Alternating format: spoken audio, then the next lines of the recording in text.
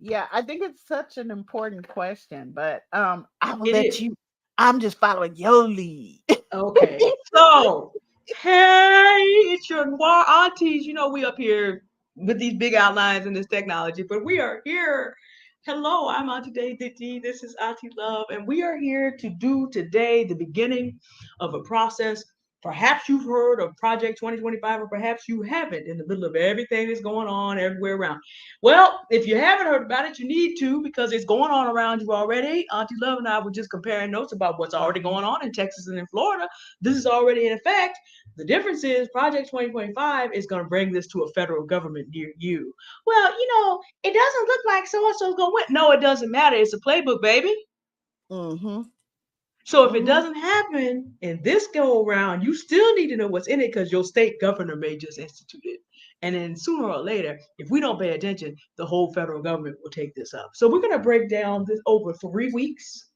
But this is our first show, and we're going to talk about how Project 2025 is already in operation around you and solutions that you need in order to be able to prepare yourself. And I just need to just say here, these solutions have nothing to do with actually who the president is.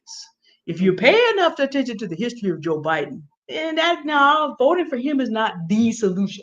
We're not saying who you should vote for, but there are some things as Black women we're going to have to do within ourselves Mm-hmm. for ourselves. And when we get to solutions, Auntie Love, I remember you talking about Black women and trends. And even though it's not in our actual outline, we're going to leave extra time in solution because I want you to explain, because we're already doing this. We just don't fully understand the power that we have. But first, we got to get Mm-hmm. there. I mean, before you understand the solution, you got to understand the problem. But let me let Auntie Love make her introductory remarks before we start, and then we're going to jump on into this. Um, this document is available for download, but you also can Google it if you want to read along. And for those of you in my subscriber base who are here today who already have your copies and have saved it, good job. I love it when people completely homework in advance. Woo! Yes, get a Hello, copy. everyone. Hello, Get a hello, copy of this. hello. Hey, Joe. What's going on, Red State, Blue State? Red State, Blue State be keeping me on my toes. I'm All, sure. always makes me go into the genius zone. Okay. Okay. Yeah, she'll push that, girl. You better work, love. We need you to work. We need you to rethink that. All right, red state, blue state. Hey, keep up the Yeah. good work. Hey, aunties need Yeah. help too. We can't Yes, shoot. I love it. I absolutely love the discussions that she puts forth, and all of you, like, true, all of you got y'all all come through and you say so much, and I want y'all to participate in this with us tonight. And as Auntie D said, the next two Fridays after this. Um Actually, every 2 weeks, I think we said we were gonna is it do. 2 weeks? Okay. It's every 2 weeks, I think. Okay. Not next Friday, So but the Friday afterwards. Friday, the 24th, The right? 20, No, the the 31st, 31st. and Okay. then the 14th, I think. Yes. I'll go back. I'm sorry. That's my bad. Hello. Hello, all. Everybody. Hello. So we're going to be talking about, like, I just reset a little bit. As Auntie D was saying, we're going to be talking about and breaking down Project 2025, written by these conservative, primarily white women. Nobody ever wants to admit to that part, but I think it's time we address this because so much is happening that's feeding into what we're going to talk about. But hugely, we also want to problem solve. I was watching Vitamin Q Kiana yesterday, and I was like, It's damn, back! girl, yes. Yes! Yes, Auntie Q, yes. Because she brought that up too. She wanted to make sure that we're problem solving, that we're not just sitting here going over something over and over and over. Because what happens is we're trying to move from conveying what's going on with us, as individuals, as groups, as a demographic, um, and our diverse cultures as Black women and indigenous women and girls, right? we are also we're trying to convince people that they need to treat us as humans. And if y'all haven't gotten this yet, it don't work. it don't work. Okay. However, we have it in our mind because we've lost our living memory, and it feels like we have to reset every other generation. So we have it in our mind as Black women because they keep erasing our history as Black women and Black girls, that we've have to depend on specifically white women for our livelihood and Black men for our other parts of our lives. And neither is true. You know, we George Washington, y'all, George Washington, them Crossroad Demons favorite little one of their favorite little forefathers that they love to talk about. He might have been a great general, but he couldn't defeat one Black woman on a judge. Huh? I don't care who y'all are talking about. Black women, we built, we created, we built, and we operated in real time the Underground Railroad system. And we weren't trying to leave family members behind. Okay. We didn't want to do that. Now, Black men, what you see them doing now, putting on their Yeezys or whatever the hell, Converse or whatever they doing and running, that's what they did then. Left us. Left us. Okay. And their children enslaved. So, and that's just in this country.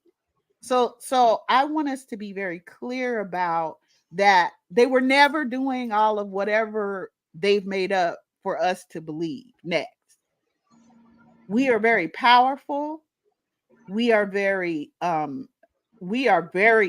good at solving problems.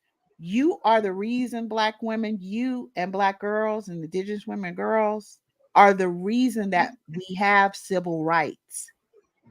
You embody civil rights every single day. Your foremothers did, your grandmama, your great grandmama, on back in antiquity. We are civil rights. We are humanitarian rights. We will put our foot down for y'all jacking a child or children. We will put our foot down for y'all jacking innocent people. We will do that as Black women. I want to know, isn't everybody else copying you, Black women? Don't you set the trends? Aren't you the moral compass? You Black women? Because you've been the moral compass and you're still the moral compass. And I'm talking about in reference to how we treat one another as human beings. And I don't know anybody, I mean anybody, better at solving problems than Black women. But for some reason, we have learned to believe, and it does have to do with our conditioning, which, you know, it's a crime to be a Black woman, apparently, or a Black girl or a Black child. Pretty much literally under Yeah. Project 125. So I'm glad to see everybody. I want to make sure that I'm just glad y'all are here. And yeah, let's get into it. Okay. I'm really glad that you said that part about a crime, because in our first segment today, we really want to talk about the coding of Black women in 2025. Now, let me explain. Project 2025 is put out by the Heritage Foundation. It has a proper name, conservative promise, or conservative mandate, depending on who you're looking at. And in this is a 920-page document. Now, most people no more who are white no more want to read this than people who are Black. It is 920 pages by multiple authors. What I'm going to ask everybody to do after the show is I'm going to give you your homework in advance. Look at the table of contents and read the sections that are interesting to you to start with. But when I talk about your coding, this is what I want to talk to you about. First impressions matter. About 40 pages into this document, Black women are only mentioned in the context of being single mothers. And because this document is so caught up on the white Anglo-Saxon Protestant imperialist view of family, in which family is an agent of warfare against other people in the earth. And I'm not kidding about that, because you got to look at who the external enemies are. This document wants the United States to set itself up to get in a war with a group of people with 4 times as many nationals and the same amount of weaponry, who just by numbers alone could beat this country into submission if it was a fair fight. And people think, okay, well, we all have nuclear weapons. Yeah, so eventually it is going to come down. If you're not going to wreck the whole earth, it is going to come down to a mano a mano.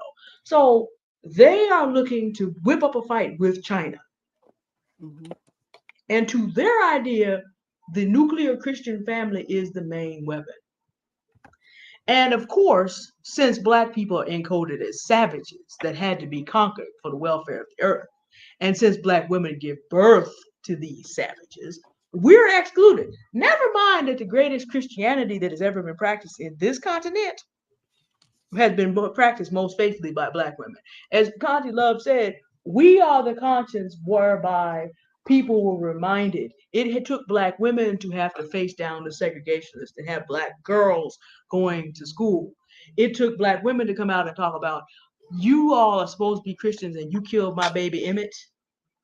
No, I'm going to let you good Christians see what you did. Mm-hmm. It was Black Christian women who have given the shape primarily. Now, of course, Auntie Love is in relationship with the ancient goddesses. This is not saying they weren't back there. If you do your math on even here, Mary Ellen Pleasant and who she was involved in. So we're just going to be fair about this. It isn't all Christians, but I'm saying in a document that's supposed to be for Christians and talks about a God, somehow they have forgotten that Christianity went into Africa before it even went into Europe. They have coded, because I sometimes I get frustrated and have to tell white folks, like, y'all know how to count, right? Mm-hmm. 8 comes before 10. So then Christianity actually went to Africans. They received it, set up a big old Coptic church long before y'all even knew how to spell Christos in Greek. So yeah, but because of how Project 2025 only makes its first mention of Black women as single mothers, it means it has coded, because again, white people are not likely to read a 920-page document and pick up nuance either. Hey, true. Hey, y'all. They're not going to pick up the nuance either. So what they have done is coded us as the problem from the gate. Now, I have no children. Doesn't matter, because I have been coded as the problem. Your daughter, who is 5 years old, who will be a Black woman, who has done neither good nor evil, has not picked what she's going to follow. She has not decided whether she's going to be a goddess worshiper, she's going to be a Christian. She hasn't done any of that. She's the problem. 25 million people are coded as the problem. Now, if you happen to be lesbian, queer, or trans, there's a whole separate section dealing with you too, but walking down the street, no one necessarily knows. But the main thing is you're a Black woman and you're coded as the problem. Okay? And why is this significant? And Auntie Love has some things to read to you that go with this, and I'm going to turn back over to her to talk about. You need to understand how European-dominated societies work. I don't need to get into this because you remember this from high school. What happened to the ethnic group in Germany that the Nazis coded as the problem? As such ethnic groups.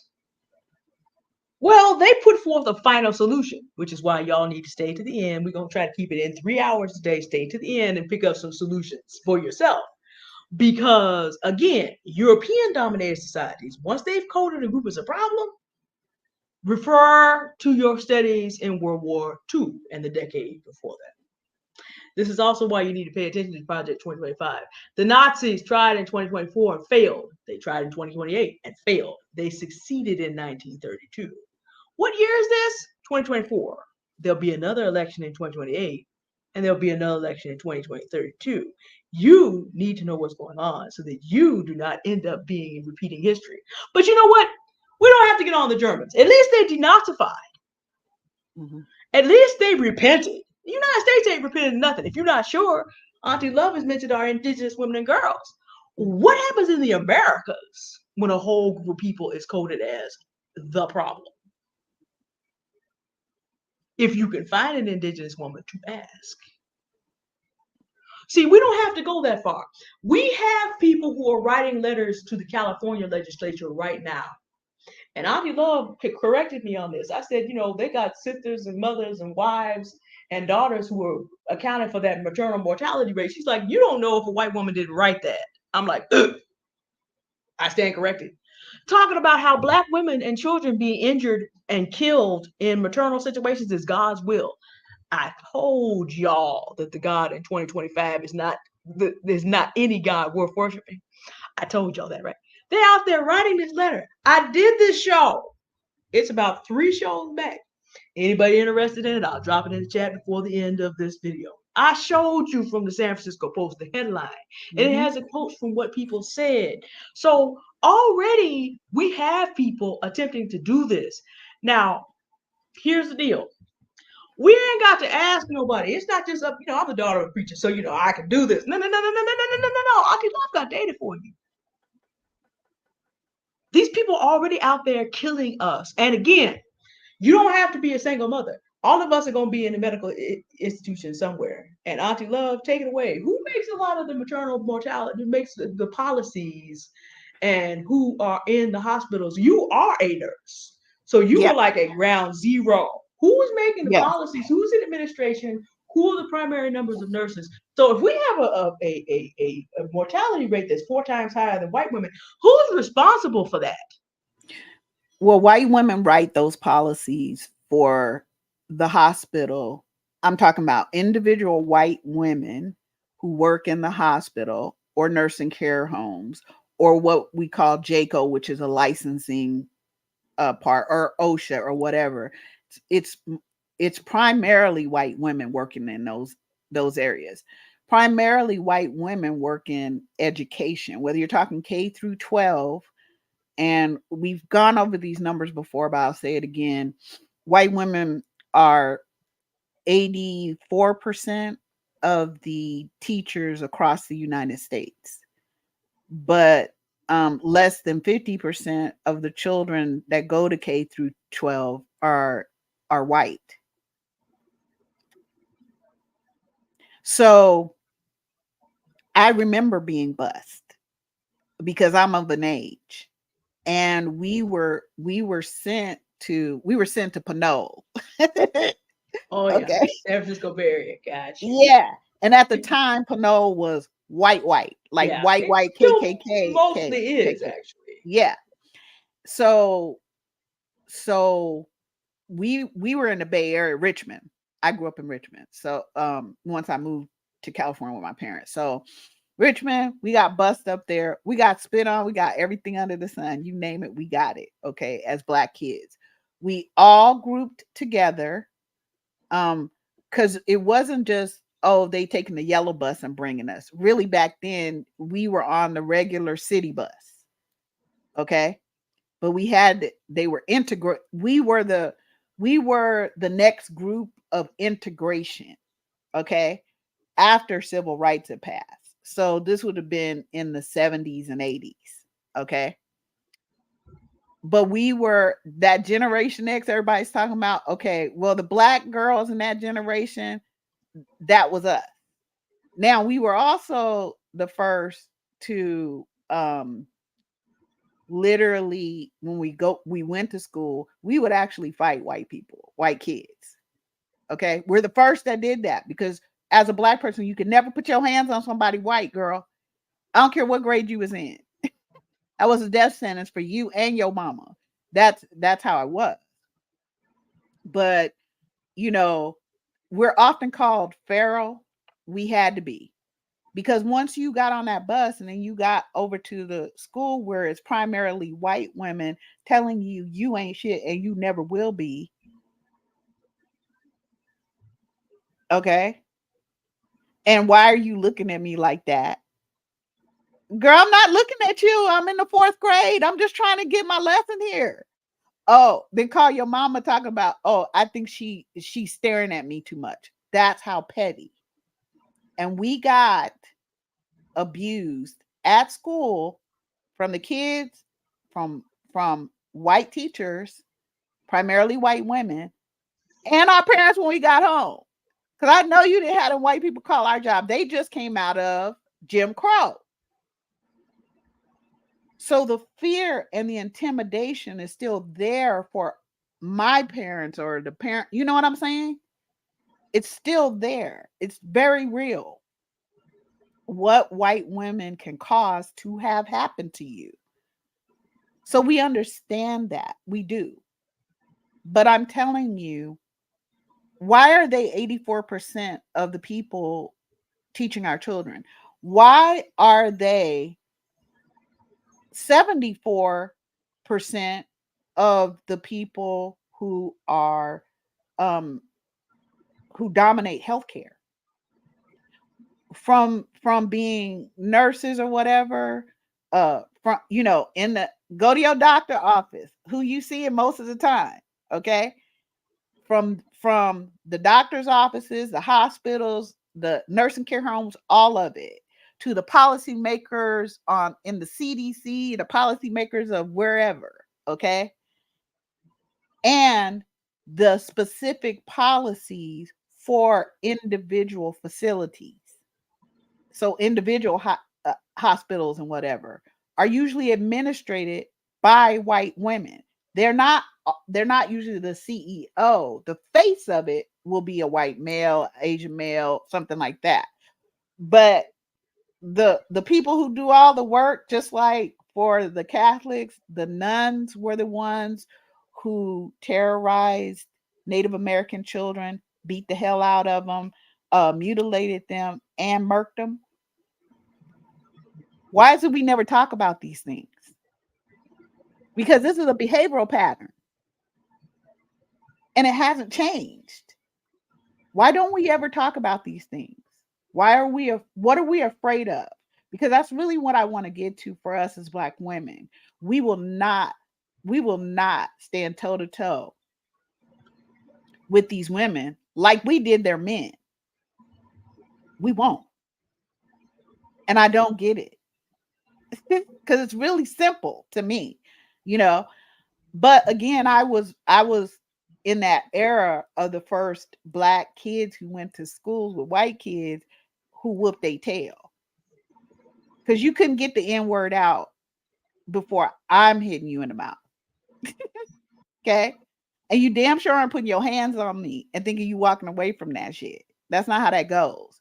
Probably why people were more afraid at the time of Richmond than they were of Oakland. I was like, what is everybody's problem? Why they got a problem with people from Richmond? Oh my God, now I get it. We didn't do we were Richmond like, ain't no. Still has that reputation. You We can were die like, in no. Oakland, but you can die hard in Richmond. Girl, the KKK, I remember being like 12 or 13. The KKK thought they was gonna march down. I want Yes, to say my it was mom told me 24. about that. Girl, did we? I was out there. They got their Oh, asses you beat. were there. I was physically there, okay? Because the lieutenant and the chief of police went to St. John. Oh, that's right. That's That's where I went to church. right. I know y'all know I'm a heathen and a heretic. Well, I did start off in church. So I want us to get that we have always been resisting. We have always, we've always outthought all of these people. We're ancient. We've been here a long time. Okay? There isn't anyone before us as Black women and Black girls. So on the other hand, we have a lot of patience because we don't want to see creation being destroyed. We don't want to see people destroying one another. And we don't want to be the ones who destroy people. But it's sort of like the Christian thing where you are supposed to defend yourself. You know what I'm saying? I know there's some I know Jesus said, turn the other cheek, but There's at the same context to time, that. there's That's context not to every that. situation. No, and at the same time, he was very much, we're not going to be unjust to the most vulnerable Nope. people, right? So I just need us to get that. But if you have, I'm going to give you a case in point, you guys. You guys tell me what you think of this. If you have 90% of the people who work in specialty cares, labor and delivery, nursery, pediatrics, neonatal ICU, step down units, ICU, emergency, uh, surgery, okay, you name it, okay, they usually are running the doctor's offices, they run the convalescent homes and all of that. White women. Okay, they're 90% of specialty cares. So now you wondering why Black women are being murked? Okay, I got a big old secret for y'all. Okay, and please, whatever crossroad demon that might be rolling by, keep on scrolling, boo. This is not a safe space. Don't do it. Okay, I don't care. I don't care about you or your none You were of it. warned. You were You've warned. been warned. Okay, because I care less about you than you do about Black women and Black girls and our children. It's your behavior that I'm not getting down with. I have no respect for you because I have no respect for your badass behaviors. And I'm talking about the pattern of them from way back when. We can just go to 1619. Don't make me go back over there into Europe and talk about y'all. Look, we can hit Libya if we need to. Did you want to go back to Europe so I could talk about y'all? I don't think you do. So roll on by. And you two Black men, gone. Keep it moving. Yeah, we coming to y'all Don't do later. it. Okay. So if there was an incident recently, and Auntie D and I were talking about this. This was a few weeks ago, where a white woman was just convicted of 17 murders in a Yeah. convalescent home. Mm-hmm. The reason that she was caught was because she did it to some white folks too. Okay. She was giving them diabetic medicine when they didn't need it. And, I could tell you more, but there you have it. But she's only been a nurse since 2018. But they put this girl in charge at different places. She done killed people in 4 different places that they know about. Okay. But I can tell you, a serial killer has been killing. They have been. And this hooker literally wrote a card to the deceased family. Sorry for your loss. When she murked these people. And when women of color or Black women said something about it, they said to these Black women, you are what? Let's go there. Angry. You are picking on her. You got the wrong tone. Y'all are belligerent. Okay? All of those things. Because what did this white girl do when they did it? Cried. There's things me think about me. They were Wait. trying Where's to my violin, Auntie Love? Hold on. Where's that violin at?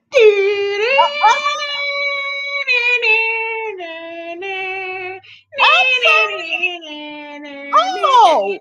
Oh, Where's did my we violin at? hurt your feelings by saying that you're a mass murdering people leader because you are? Yeah. I'm Oh not wow, bothered that I am a mass murderer. I'm bothered that you, as a that's negress, said it. it. How dare You. I? Girl, these people got fired, reprimanded, fired. These are 4 different places, okay? So they finally catch up to this woman, they convict her, and of course, the different places she was when she did this shit, they were backing her up until some white folks that she had killed, a couple of them white people came back and said, oh, we suing all of y'all. Okay. We gonna own everything. Your dog, your cat, everything. So that's when at this fourth place years later that they caught up to what this woman was doing. And she was very out in the open about the patient she disliked, and that person should just, they'd be better off not alive. Girl, because white women can say whatever they want, and we all just like, okay, shh, nobody say anything. Because we understand how violent they are, and I get that. However, this cannot continue. It cannot continue. If we say that, we're about humanity and we're about vulnerable children across the board or whatever it is, that behavior they have cannot continue. That's not just self-preservation of Black women, Black girls, and Black children, or Indigenous women and girls and children. That is for everybody. That you can't continue that. So when they found out about this woman and they sent her to trial and stuff, they were like, oh, same thing they always say. It's so hard to believe that, look at her, polypurebred. And she speaks so, she's just so calm and this and that. I'm sorry, that's a number of people here. I don't know if you see it. I don't get it. But what we come to find out is that in the book, it's called Just Like, I can't remember. It's about white women who serial kill. This author does this thing, and she talks about how white women are, according to the FBI too, 60% of the serial killing women in the United States. And generally what the FBI is trying to say is that these women kill because they're either after money or they were traumatized during childhood. Well, damn, every Black woman ought to be killing people. Well, I mean, if that's the criteria, how come we ain't doing all that? How come they got the numbers in that? Okay, and almost the same amount, just a side note, as Auntie D will say, almost the same amount of them that are mass murder and people leaders are the same amount that voted for Trump. Just saying. Okay, I ain't saying there's a correlation. And wrote Project 2025. And for Project 2025. I'm just saying, these in the same numbers as serial killing, these same chicks put together Project 2025 because they are the people, the white women are the people behind, and at the Heritage Foundation. They're the ones behind Project 2025, which, by the way, is in the description. I put the PDF in the description so you guys can take a copy it and go to it and look for yourself. Me and Auntie D been coming over this thing for damn years. Almost. Yeah, about a year now. Yeah, I want y'all to see the correlations that I'm coming up with, right? So this woman talks about these white women, and the FBI talks about them, but they're giving them an excuse, right? For what they're doing. And one of the things that I found really curious about what she was trying to say and what the FBI was trying to say was also that 90% of this 60% of white women work in the healthcare industry. So I didn't want y'all wonder about the maternal mortality rate for Black women and bad health outcomes for Black women 3 and 4 and 5. See, that also gets into we're going to get to our section 2 in a minute, but just to understand, the point of this video is Project 2025 is already in effect. All we're talking about is the federal government going to go wholesale this way or not? For those of you who listen to Stephanie Perry, Picky Girl Travels the World, or Daily Abortion, Marissa Price, Lifting as We Climb, talking about Black women and the toxicity in jobs. You should send me a video this week, love, and I want you to talk about that. How one of the reasons we have these healthcare challenges because of the stress we're under. So we're being stressed out by a particular group of women and then going to get healthcare for this group of women. But you sent me this video. And let me just, when y'all understand petty, see, if I don't want to talk to you, I don't want to be bothered with you, I don't. See, you do, either one of us is going to do this. I ain't got to be mad at you. I ain't got to try to set up so that you don't have a livelihood. I ain't got to try to serial kill you. I'm just done with you. Y'all know, for those of you who remember me from Themis and Thoughts, strongest block hand there was. When I'm done with you talking, hey, Kiana, when I'm done with you talking, we done talking.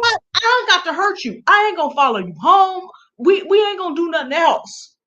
But you know, some people decided not to talk to some other people, and then, you know, some of you know about this man versus the bear. But there were some black women who were asked if you had to be alone in a room in a work situation with a white man or a white woman, and then there was a video you sent me about, you know, certain people you can't even not talk to them without them flipping their wig. Who are those people, Auntie Love? When they're not that other 10% that ain't in healthcare, where are they? Who are Stephanie and Adelia and Rahshida and Marissa and everybody lifting? Who are they trying to rescue us from again? White women.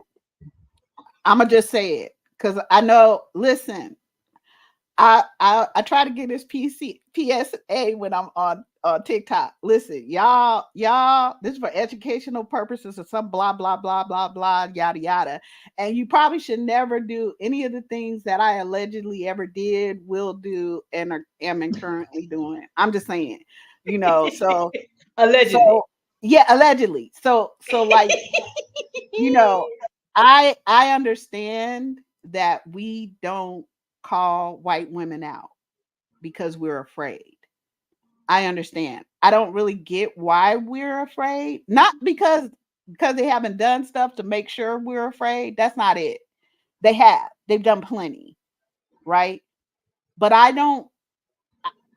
It's because of the way my mind works, and it's really not fair for me to think that other people are processing in any way that I am. But I still am just like, so we let her say what? We let her do what? How is this okay? We're gonna have to start to look at, we are not responsible for the behaviors of white women or black men or white men or whoever. We're not. We don't have any reason to be accountable or responsible for them terrorizing us. Okay, so I want to be very clear about that. On the other side of that is, I personally am responsible for my own health and security. Okay. And so you don't get to fuck with me. You don't get to fuck with my family. This isn't alleged. I chose my daughter, my black daughter. So you fuck with her and you're Don't done. do it. Don't do it. Don't You're done. do it. You're done. Don't do You're it. done. Don't do it. There's nothing and no one that can save you. Nothing. No one. Nothing. There never has been and there won't be. Okay. Now, on the other hand, she's a very compassionate, kind person, but she gets to be. Because I will fuck you and your whole lineage back, the ghost back in your lineage up. You don't get to fuck with my black daughter.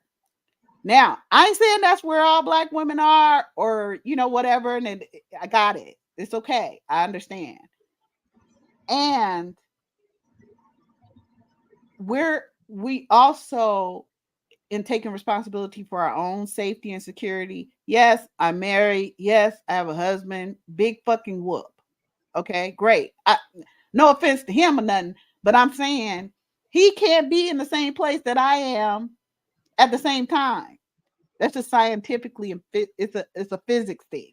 Physics, y'all. High school. We can't occupy the same space at the same time. Okay, so if we're driving somewhere and we need to roll out, I'm coming out my side of the door, he coming out his, and now we could cover each other. but we're not going to be in the same space at the same time. But I can cover him just as well as he can cover me. Yeah, we're concealed carriers. This is not a good idea. Don't do it. Not a good idea. Don't do it. Just keep watching. You shouldn't say nothing. You shouldn't look at us too much. Just go on. Okay? We don't do it. So I don't think that my husband should be the person securing my person 24/7. It's not possible. Okay? But I can secure my person 24/7 because I'm always where I'm at. I'm just saying. Wherever I am, that's where I'm at. Okay? So I can count on that if I get the training, if I get the education, if I do the practice, that I can secure my person, my home. I can shield my husband. He can shield me. We can do all that. But we're doing it together too. It's not just all on him to physically protect me or whatever. Now, he's pretty mellow for the most part. I mean, I know it sounds crazy, but I'm the hyper one a little bit. A lot, but a little bit. Okay. Yeah, but we're both not feeling you. Don't do that, y'all. There are a lot of dumb things to do in the world. Yeah, we're just both not feeling you. Because we be going around the house practicing. Okay, so you go high, I go low. Okay, but when we get here, I'm going to go this way, and we're going to start at each other's back, and then we're going to meet each other. Okay, that's how we get down. Y'all are out clearing a room. Y'all are just practicing clearing. Like, yeah. That's how y'all don't go over there. Don't go over there. No. I'm telling you. Swiss cheese is good to eat. With our pew-pews, that's what we do. Swiss cheese is good to eat. You don't want to become that. You don't want to do this. Don't go over there. So that's why I don't really understand us like that. Like, I don't get why wouldn't we just whoop these people tail? I don't understand. Why do you think you can talk to me crazy, girl? I know you done lost your mind. Well, actually, I need you to talk to me crazy because that's going to set up the behavior pattern when I tell you, you don't have access to me. Don't talk to me. Don't fucking look at me. Oh, but we work together. I don't care, bitch. No, talking to me is a privilege, Pooh, and you just lost it. So we can deny people access to us, but we don't even want to do that because, like Miss D brought up, Auntie D brought up, I was sharing the white woman whisperer who asked us as Black women the question about, would you rather be at work having to talk to a white man or a white woman? Would you be more comfortable with whatever? And we all around the globe saying, oh, we can't do white women. They dangerous, treacherous, everything under the sun. Okay, we didn't spell that all out. But the way these white women came and terrorized this Black woman, the white woman whisperer, she's on, she has Patreon here on YouTube, but she's also on TikTok. Okay. The way that these hookers called her ape, called her every name under the sun, told her they was coming for her. We gonna shut all your shit down, girl. And they still doing it. This has been 2 or 3 weeks and they still doing it. Okay. They had her demonetized over there on Tickety Top.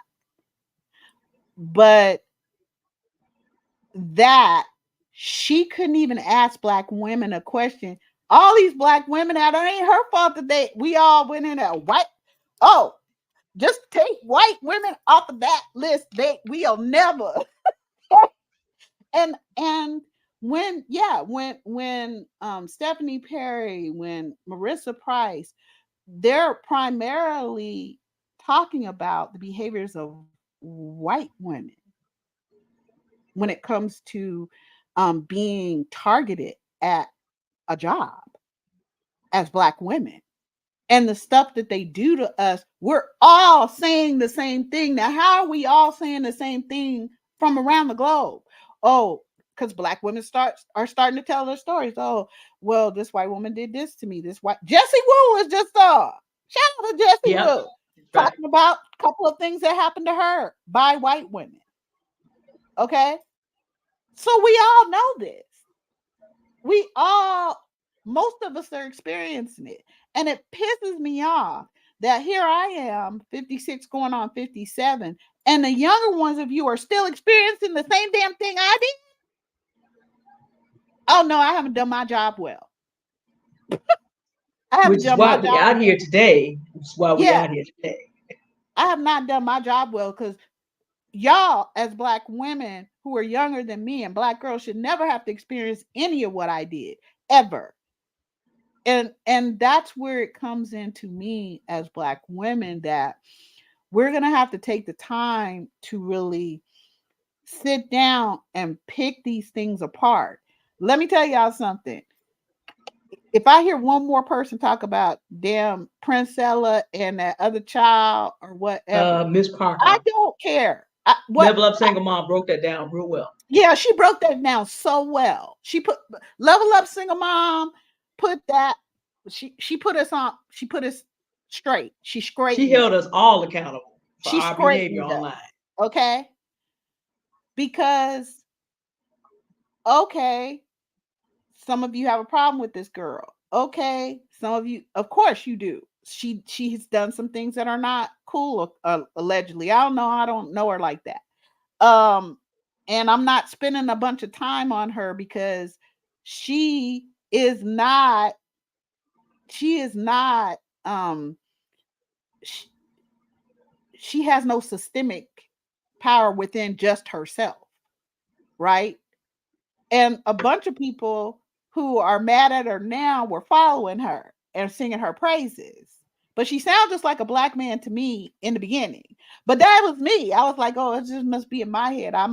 Because I just watch people's behaviors. I sit back, I watch behaviors, and I see if there's a pattern. Because remember, one time's an incident, two times a coincidence, the third time, that's a behavioral pattern, Pooh. And you mean that shit. And that's what you're going to do till you decide you're going to do something else. So I really didn't get it, and I don't right now. But we're talking about Project 2025, and I don't hear. It's a very few Black women that I hear breaking down Project 2025. But I haven't watched footage. That's why I don't really know what's going on with this young lady and whoever.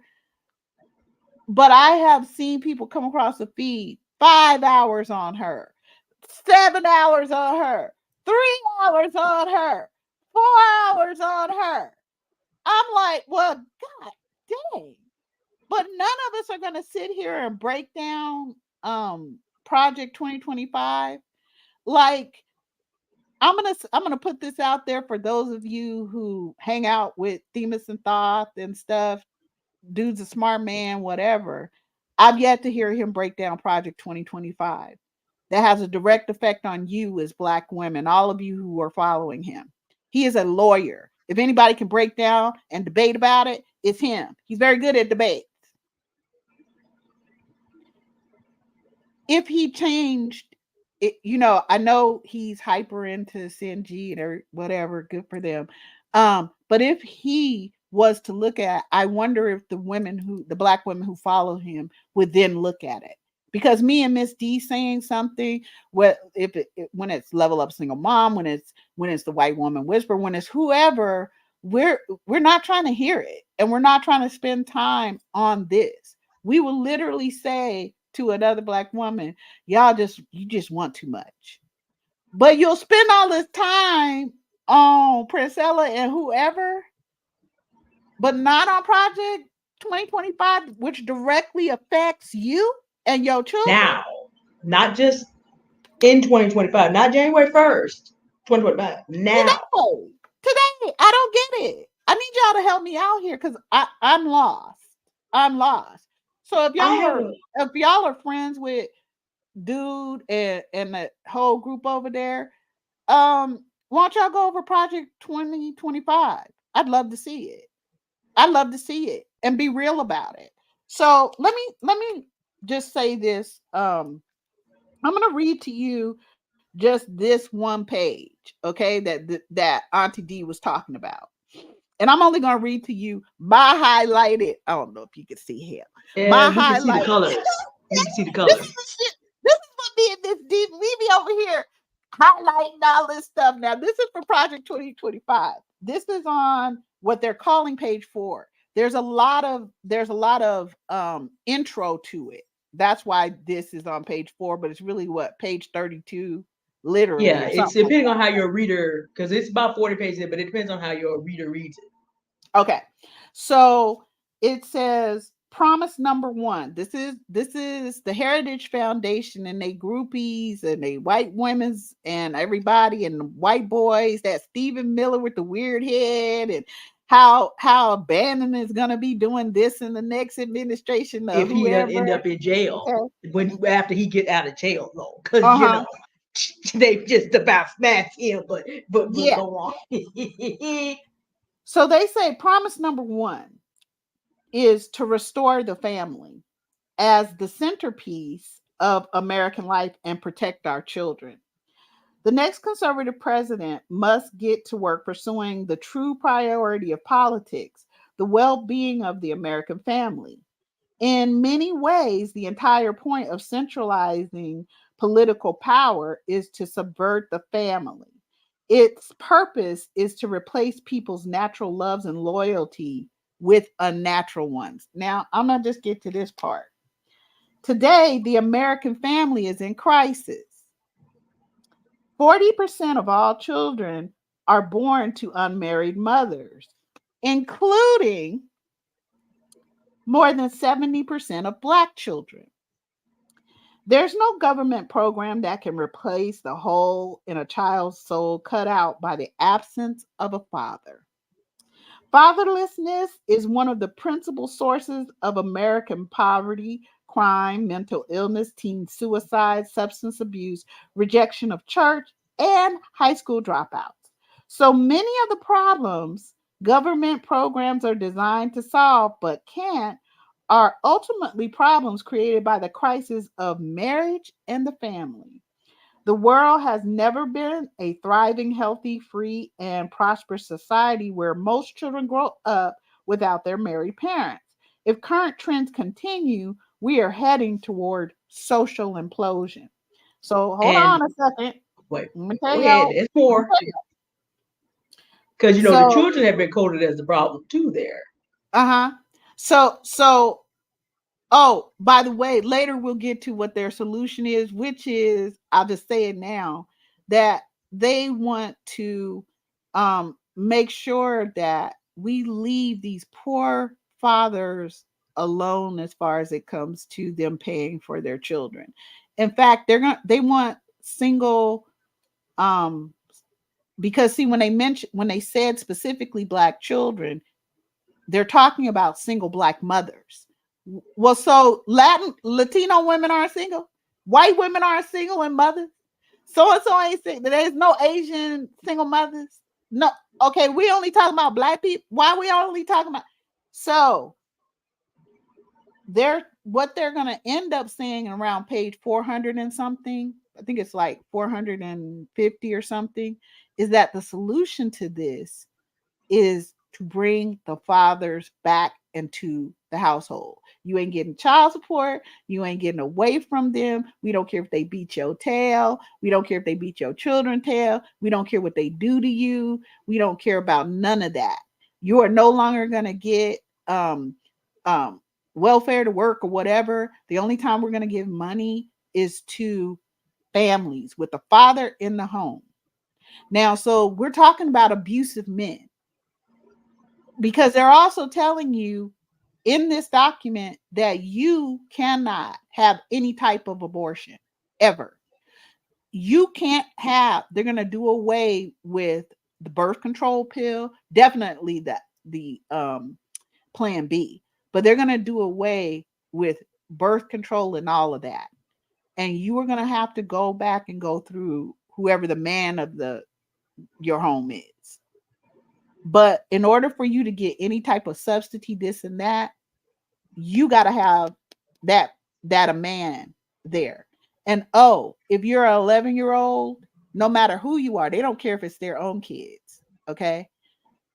If you 11, 10, whatever, and somebody in your family impregnates you, that man has rights to your children. And if he wants to marry you, he really should. Because if he doesn't, you're gonna starve anyway. Yeah, because you're not getting no subsidies from this new government. Okay? Because we're getting rid of that, because what we need to do is, yes, we need you to have children, but those children, we need them to pay taxes, go to war, go to jail, be slave labor. So they literally wrote this. Okay, so then they go DEI, right?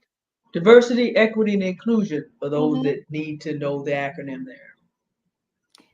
Gender gender equality, gender equity, gender awareness, gender sensitive, abortion, reproductive health, reproductive rights, and any other term used to deprive Americans of their First Amendment's rights out of federal.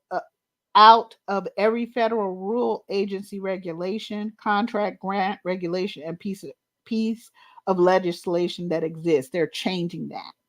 You are not going to be taught, you're not going to be gay. You're not going to be from the LGBTQ community. They're not having that.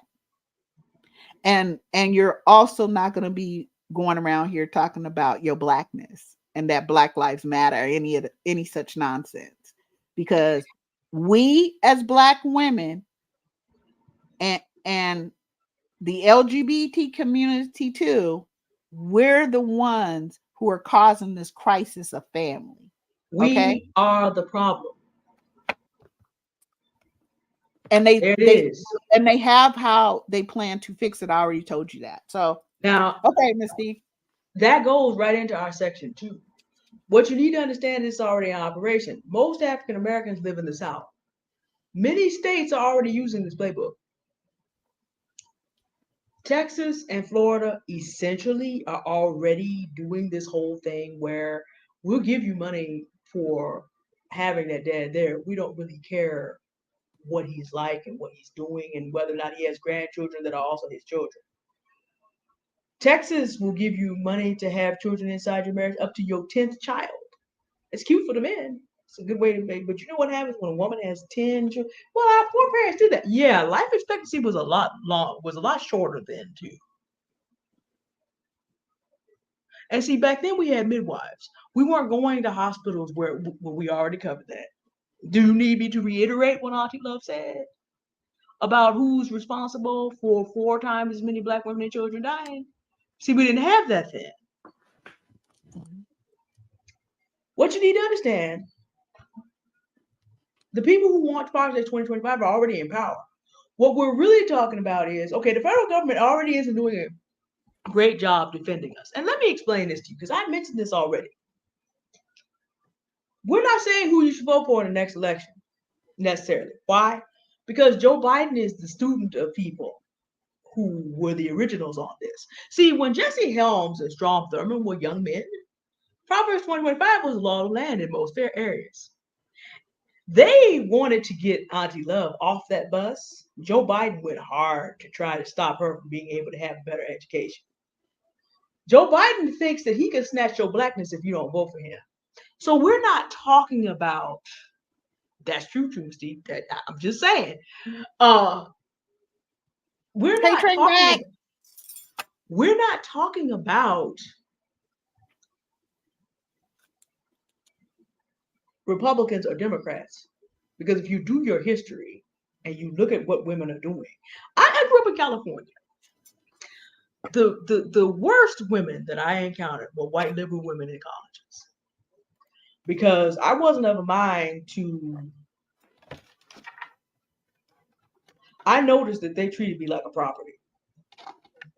And they got pretty upset when they realized, nah, I identify as a member of the Black United States Colored Troops from Civil War. You identify with a slave mistress? No. I identify with that. I identify with those women who were part of the United States Colored Troops and just dressed up and got smack done. I identify with the ones that even nursed your brother because nobody else was able to do and knew what they were doing. You know what I'm saying? No, I identify with somebody who would be your slave. Some of the very worst. So it's not about Democrats and Republicans. 60 years ago, Democrats were doing what Republicans are doing, and Republicans were doing what Democrats are doing. That ought to tell you they can switch up any time, because what we're dealing with is white supremacy. Doesn't matter what color, doesn't matter what party it is. But what we want you to understand about this, if a Republican takes office in 2025 or 2029 or 2023, its adherence will increase in power, because what they can do is they roll back all the things the federal government has done well since 1964. Essentially, they'll roll it back to 1954. This is before you had the right to even get a separate but equal education. All right. This is before you had the right to go to, some of you have heard about the immortal life of Henrietta Lacks. Yeah, John Hopkins let her in there, but every vaccine, every cancer treatment that we have, they've made chattel of Henrietta Lacks' immortal cells ever since. So you will get healthcare Tuskegee experiment type. There's a cost to it when you do get it. This is already going on. This is not something that's going to happen on January 1st if Donald Trump is reelected. No, the only difference is they will then be able to make the federal government over an image of what they're already doing in certain states. Now, Auntie Love and I have a slight difference on, well, it's not slight, it's actually big. We just don't argue about it because we got other things to do about abortion. There's a lot of stuff. She's a radical heathen, I'm a devout Christian, but we don't argue about this stuff because, number one, we ain't changing each other's position. We grown women. We got a right to our own position on this. But I do notice that as soon as Roe versus Wade was kicked out, Arizona referred to an 1864 law, not 1954, not 1944. Remember how I used to talk about on themes and thought, and then after about people wanting to play with the 1864 playbook? I was using rhetoric. So I was absolutely done when Arizona came out with an 1864 law. This is where your federal government is going on every subject involving women if Project 2025 is enacted. So you don't get good protection now. It's the federal government under Joe Biden and Kamala Harris is not saving us now. The difference is you have someone who won't defend you versus someone who becomes an aggressive attacker. That's the difference. Project 2025 is already in effect in many states, and even here in California, good old liberal California, literally people are writing my legislature like it's cool, it's godly for Black women and children to die in childbirth. In good old liberal California, now quiet as kept. I live in San Francisco. San Francisco is 38% some of the most dedicated Republicans you'll ever meet. The state is about 40% some of the most dedicated. If you really go back into your history, the reason that we have the Presidio and Fort Point and all that is because the Confederacy wanted to take it over. Mm-hmm. Arizona actually joined the Confederacy. They were just late. So, and then in Oregon, the first picture I saw of the KKK changing their choir robes into their KKK robes in the choir loft was actually taken in Oregon. She didn't say choir. They were in the choir loft for the picture. Literally, that's what was going on. I'm like, for real, y'all just came down from, with onward Christian soldiers putting on their actual robes. They were all up there. That was the first time I've ever actually seen it. And by the way, that photograph was not from 1864 either. That photograph was much more recent than that. So what I'm saying to you is, whether you choose to pay attention to it or not, I was moderated with Themes of Thought when we did 11-hour shows.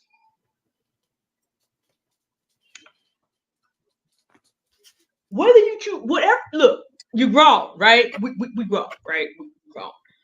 So whatever you choose to give your attention to, you have a right to do that. That's part of your human rights. But whether you pay attention to Proverbs 2025 or not, I'm on Twitter. And so the people who are in the table of contents, most of them have Twitter accounts. I get to watch them in their foolery and their ignorance and their bigotry every single day if I want to do it. They're here. They're making moves. They have their plan together. And this goes to our next section. And by the way, in the same way the federal government's not coming to save you, even if somehow Donald Trump is not elected, This is another reason why I want y'all to save copies of this. If the Republicans get wiped out the way they deserve, they're going to go underground and pretend this never happened. No, save copies of it because it's going to be back. They'll rewrite it, but we need to have it and be educated and remind them every single day from here to the election and beyond. Now, we already know what you want. No, we ain't doing it. We got our copies. We got our copies. What you mean? No, we know what you want. Save your copies because, again, people try to retcon stuff. The Nazis did this for half a minute because they knew people would move on and forget. No. But in the same way, the federal government is not going to save you.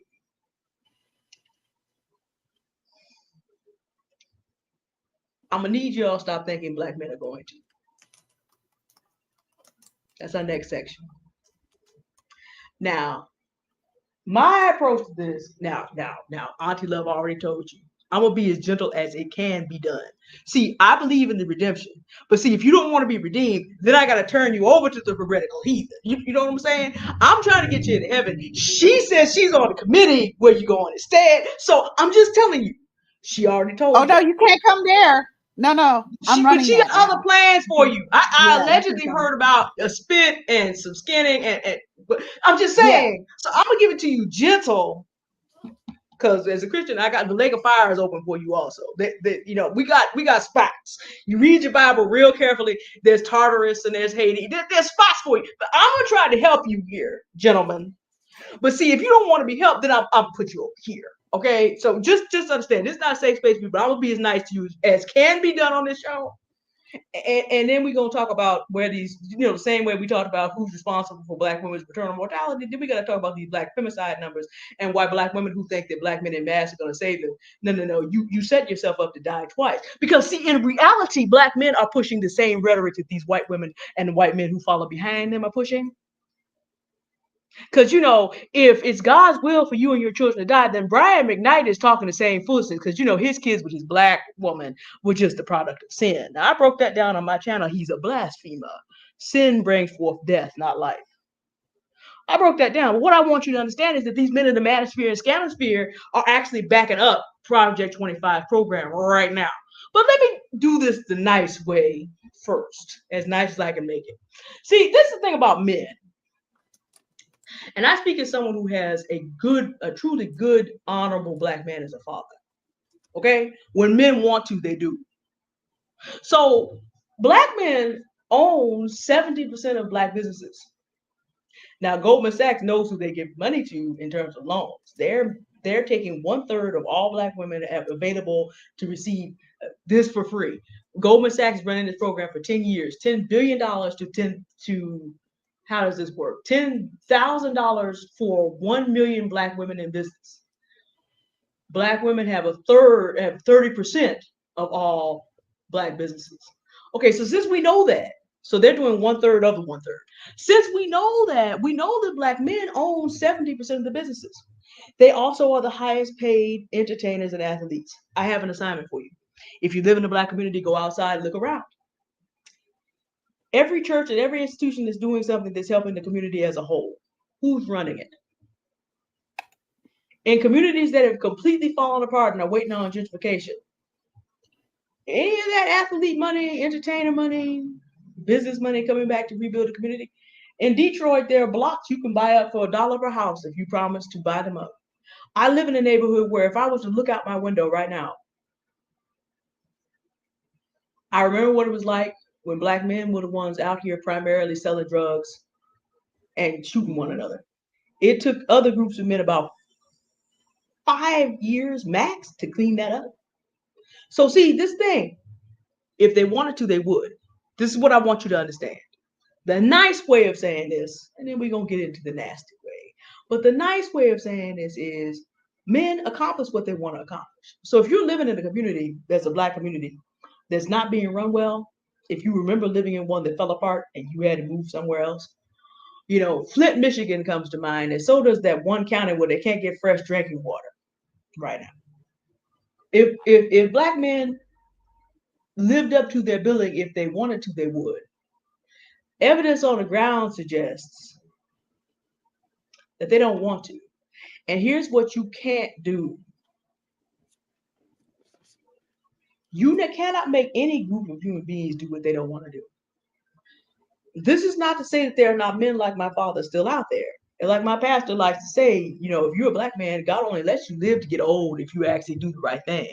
Well, the life expectancy of black men is down to 72 years compared to 81 for black women. So put that in your pipe and smoke it real quick.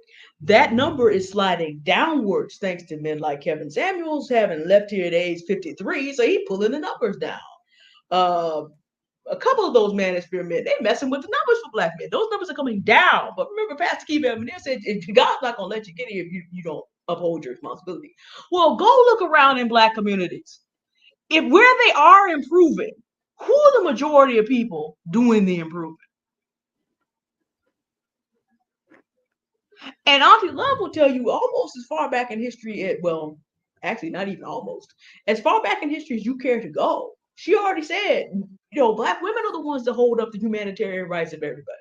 As far back in history as you care to go. And when you realize that a black woman is acknowledged as the mother of all mankind, this means that the first human being that did mothering and looked out for those who were weaker, the first human being who took care of everybody was not, we do not have the scientific data to even suggest that that was a man. The first person that did that level of nurturing was a black woman. Okay? Even as a Christian, because we don't have matrilineal DNA, we don't have patrilineal DNA back that far, there is no way to track Adam or Noah for that matter. But we do know that it had to be a black woman who did the first mothering. That's just a fact. Scientifically, we know she's there. So if you go out in your community right now, look, it's not Harriet Tubman. Harriet Tubman's first husband wanted to put her back in slavery because she didn't feel like she was being submissive enough to her and actually threatened her. He fortunate she didn't shoot him because she had that gun for a reason, y'all. It wasn't Adam B. Wells that got us all this data on lynching so that finally 100 years later a bill could be put forth, but it was not. It wasn't Marion McLeod Bethune, although honorable mention to Booker T. Washington, who did stand up for education, but he wasn't by himself. You wonder why, even in a patriarchal society, you have Harriet and Ida and Mary and Sojourner and all these people who, even in a patriarchal society, come to the top, and there are so many more. If black men wanted to have a record comparable to that, they would. But it's 2024. And like I said, this is as nice as going to be because then we have to just go on and talk about what black men are actually doing. To mention Brian McKnight, y'all know about Kevin Samuels, and 70% of them sitting up there hoping that black men would get together with black women. So now we got to talk about, okay, here's what they're not doing as a mass. If you happen to be one of the exceptions, understand you're not in the conversation, you're not in, so don't jump in and get hurt because this ain't the day.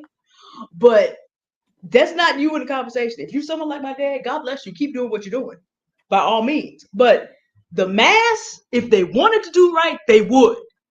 No, what we see in the mass is that black men are willing to throw black women and children under the bus so they can impress their little peers to try to be like the white men that look down on them who they will never be. When Ben Horowitz said that black women are for grown men, you know what he basically was saying to all those black men? That word that they hate so bad. And yes, it's disrespectful to call a grown man a boy. But see, when you have immature behaviors, you put yourself in danger. If all you a grown man still worried about who you couldn't go with in high school because so-and-so didn't look at you because you didn't make it to 6 feet tall, so maybe you were 25, you still thinking like a boy. I don't care whether you're 30, 40, 50, 60, 70, 80, or 90. So no, you don't get respect of men when you're still acting like a boy, even though historically we understand why that stung so hard. But again, if you wanted to have the respect of a man, you would do what an honorable man. My dad has no problem being respected by all races of men in the neighborhood. He is not 6 feet tall. Has no problem with that. He has no problem having the respect of his daughter who puts his name out in honor all the time. He has no problem getting respect for his other daughter, his wife, his community of all races. Period. But nah, because he wanted to, he did. And that's how I know, by comparison to my father and the black men that he allowed me to associate with, when men want to, they will. So that means the mass of black men, they ain't coming to save us. They're not interested. They never have been, and it doesn't look like they're gonna be. And by the way, Project 2025 has a plan for a lot of them too. But this ain't that show. Y'all go ahead. I heard Themis and Thoughts name mentioned. Y'all go ahead and have a lawyer break it down for you for the men, because y'all in trouble too. But this ain't that show. Y'all gonna take care of yourselves. But right now we're talking about how the mass of black men does not care enough to build the buffers. And in fact, what we're actually seeing is that they are promoting the same dehumanizing foolishness as the white women and the men who follow behind them, who put together Project 2025. They are in agreement. They have been for 20 years. Do y'all remember Tommy Sotomayor? And have the audacity, I had to block somebody yesterday, never gonna listen to that channel again. Have the audacity to talk smack about black women, then talk about white women are more submissive. Look, you need to talk to Tiger Woods and see what Ellen Nigerian did to his behind when he thought he could run around on her. How she took his kids and a third of his money and sitting up in Norway with her new white husband, spending his money and keeping his kids away from him. Say what now? But yeah, if you abuse people, chances are we're not gonna trust you to be submissive to you. I mean, it just, since we can't. But see, since we can't do common sense, then we can't expect them to do a rescue. And that's as nice as we can be, because you see Auntie Love pulling out the books. You see the data. See, that was as nice as we can get. Now we got to get nasty. That was nice. Now we got to get nasty. Allegedly. I'm here for it. Hello, the cultural connoisseur. Hi, Nicole. Welcome, everyone. And we've been talking about you, Kiana. Because I love that show was so good. Yeah, it was really good. It was really good, girl. I ain't gonna lie. Okay.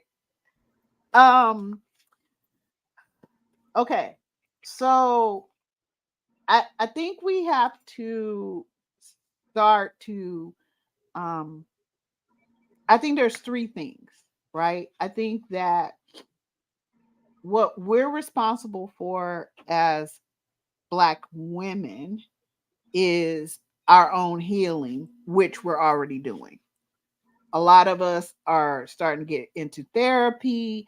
A lot of us are learning about our own selves as Black women and Black girls. We're starting to, we're starting to go back and look at our original being held sacred, protected, and uplifted as what I call goddess born, right?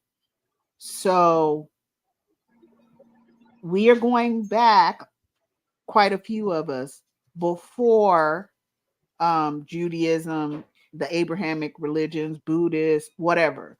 We're going back millions of years and then coming forward, because it is Black women and Black girls, because what we did was parthenogenesis, right? And what actually happens with that over millions of years, or for the first year, okay, is that Black women were giving birth to daughters, because the X chromosome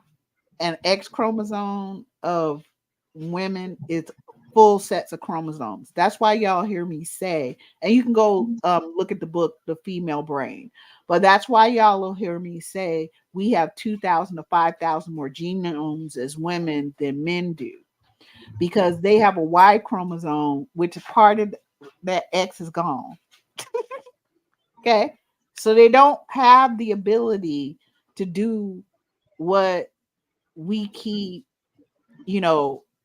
claiming that they ought to do. All right.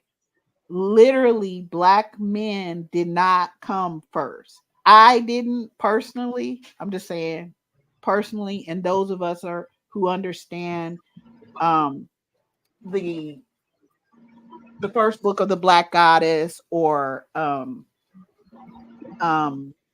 Black woman is God is a Black woman, or the Great Cosmic Mother, or the Goddess Bible, the different things that I read, those of us who understand this understand that we did evolve humanity, and we continue to, right? So the idea that that somehow um we are not, everybody knows they call it girl magic, but we are preternatural elementals when it comes to power. And we have, that's why you'll see us have a compassion for even our enemies. You're never gonna see uh groups of women, like, let's say, the moms of Liberty, the Heritage Foundation. You're not gonna see groups of Black women coming up with plans to destroy other people's children. You're not gonna see it. You're not gonna see groups of Black women sitting here behind uh um throwing bombs on children and their mamas. You're not going to see it. You haven't seen Black women um putting other people's children in the cages, and you're not going to, because that's not how we operate. It just isn't. Okay. Now, that doesn't mean that there aren't 25% of us, which my mother definitely was one, who are not sociopaths, narcissists, and psychopaths. Because you can't go through everything that we've gone through and not have some of our minds be broken, right? Along with our spirits. You can't. And you're going to end up with anomalies, even though the more mass of us as Black women are compassionate and kind, and these things we believe in, loving on children. Like I used to tell my kids, if you ever get lost, we'll find you a Black woman. Don't look for the police. Don't look for a fire person. Definitely don't look for no white woman. Don't look at no white man. Don't do any of that. Go find you a Black woman, because she gonna try to find your mama. Okay? She might overfeed you and hug you and stuff, but she definitely gonna try to find your mama. Now, I can't say that of any other demographic. I don't know about okay, that's not true. Hispanic women. Latino women, yeah. Yeah, they're going to feed you even more. That's the indigenous side. See, Yeah, that yeah, indigenous. And Afro especially, Latinos in there too. yeah, So they're Latino definitely women, they're gonna they take care of the yeah. children now. That's another They that's do. another group of women that all the most they're gonna do is overfeed your children until they can get you, you know. Happily. So Yeah. because they throw down And, too. and hug them a lot and stuff. Okay. That your kids are gonna come back like, ooh, mama, can you cook this? I love it when you cook this, but can you cook this now Could I too? get some Yeah, cayenne, some jalapenos? Can yeah. I please get some spice? Because the Can we spice is nice. can we do this? So you'll see that throughout history, that is not what Black women, Black girls, Indigenous women, Indigenous girls do to other people's children. But white women have no effing problem with this. We could never take somebody's children and literally throw them on a fire. We could never do that. White women did that. We could never take someone's children from them to just to produce fear and to make money. We don't do that.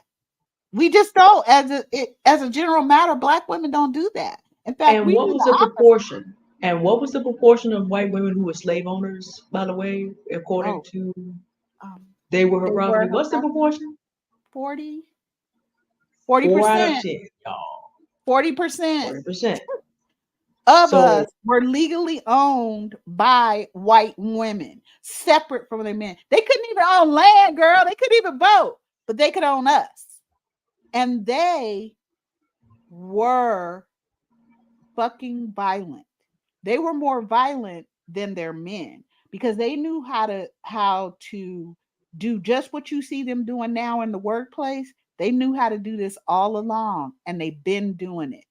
One of the things you'll find in They Were Her Property is this one section where they were talking about it was common for white women to like get the bush that had the nettles. You know that bush, Yep.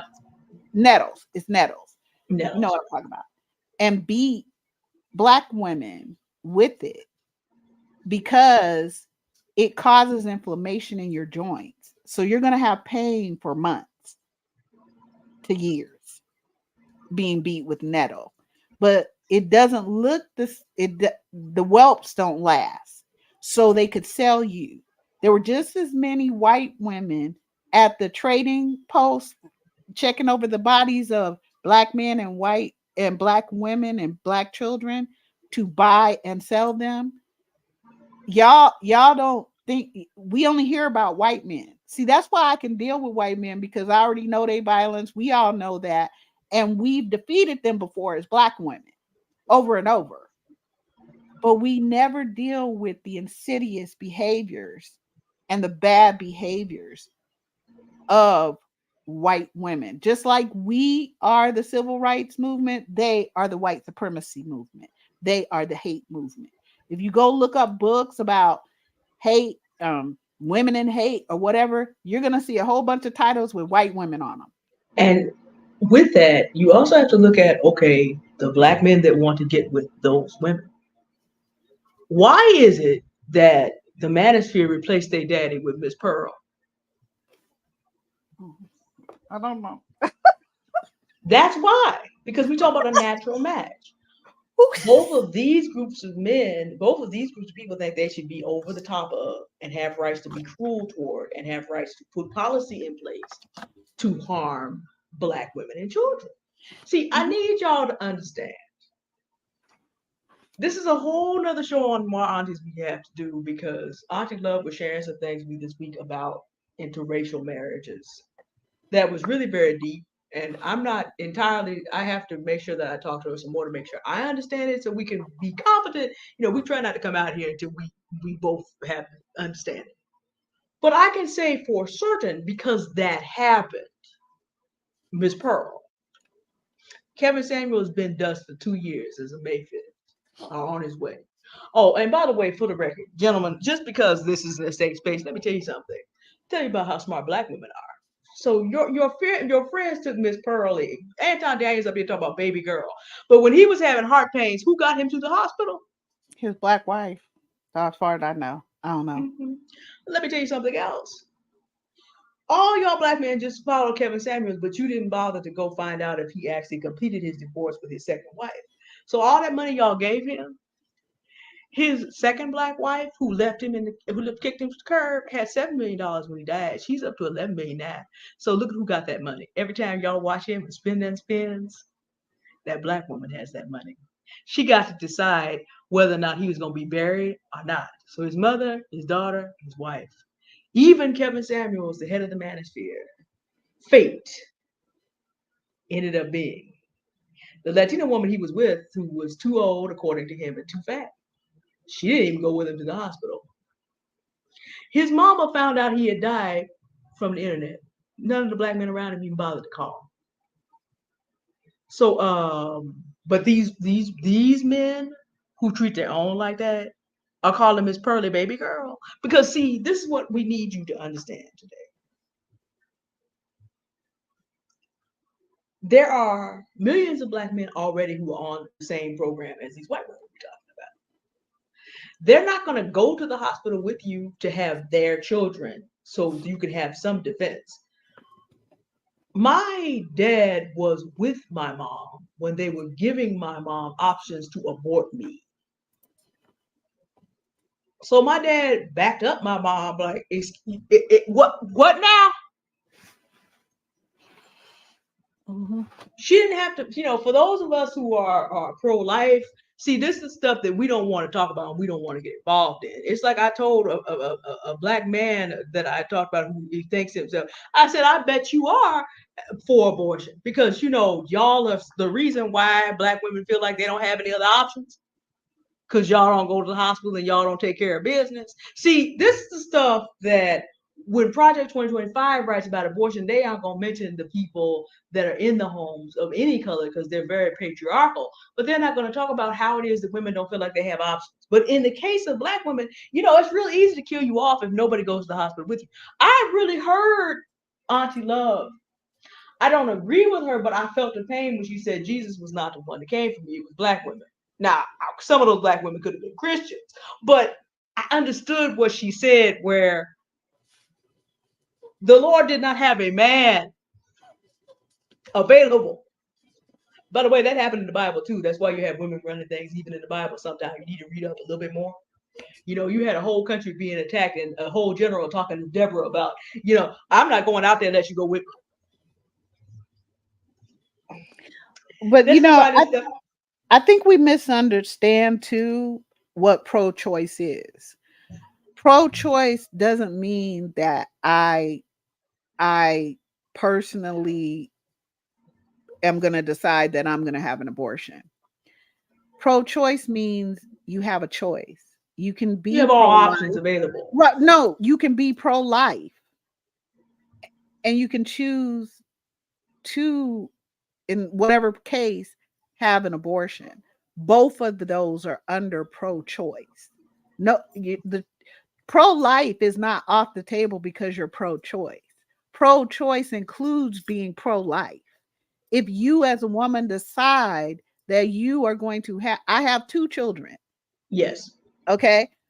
That came out of my body. Right. So that I chose to have those children is quote unquote pro-life.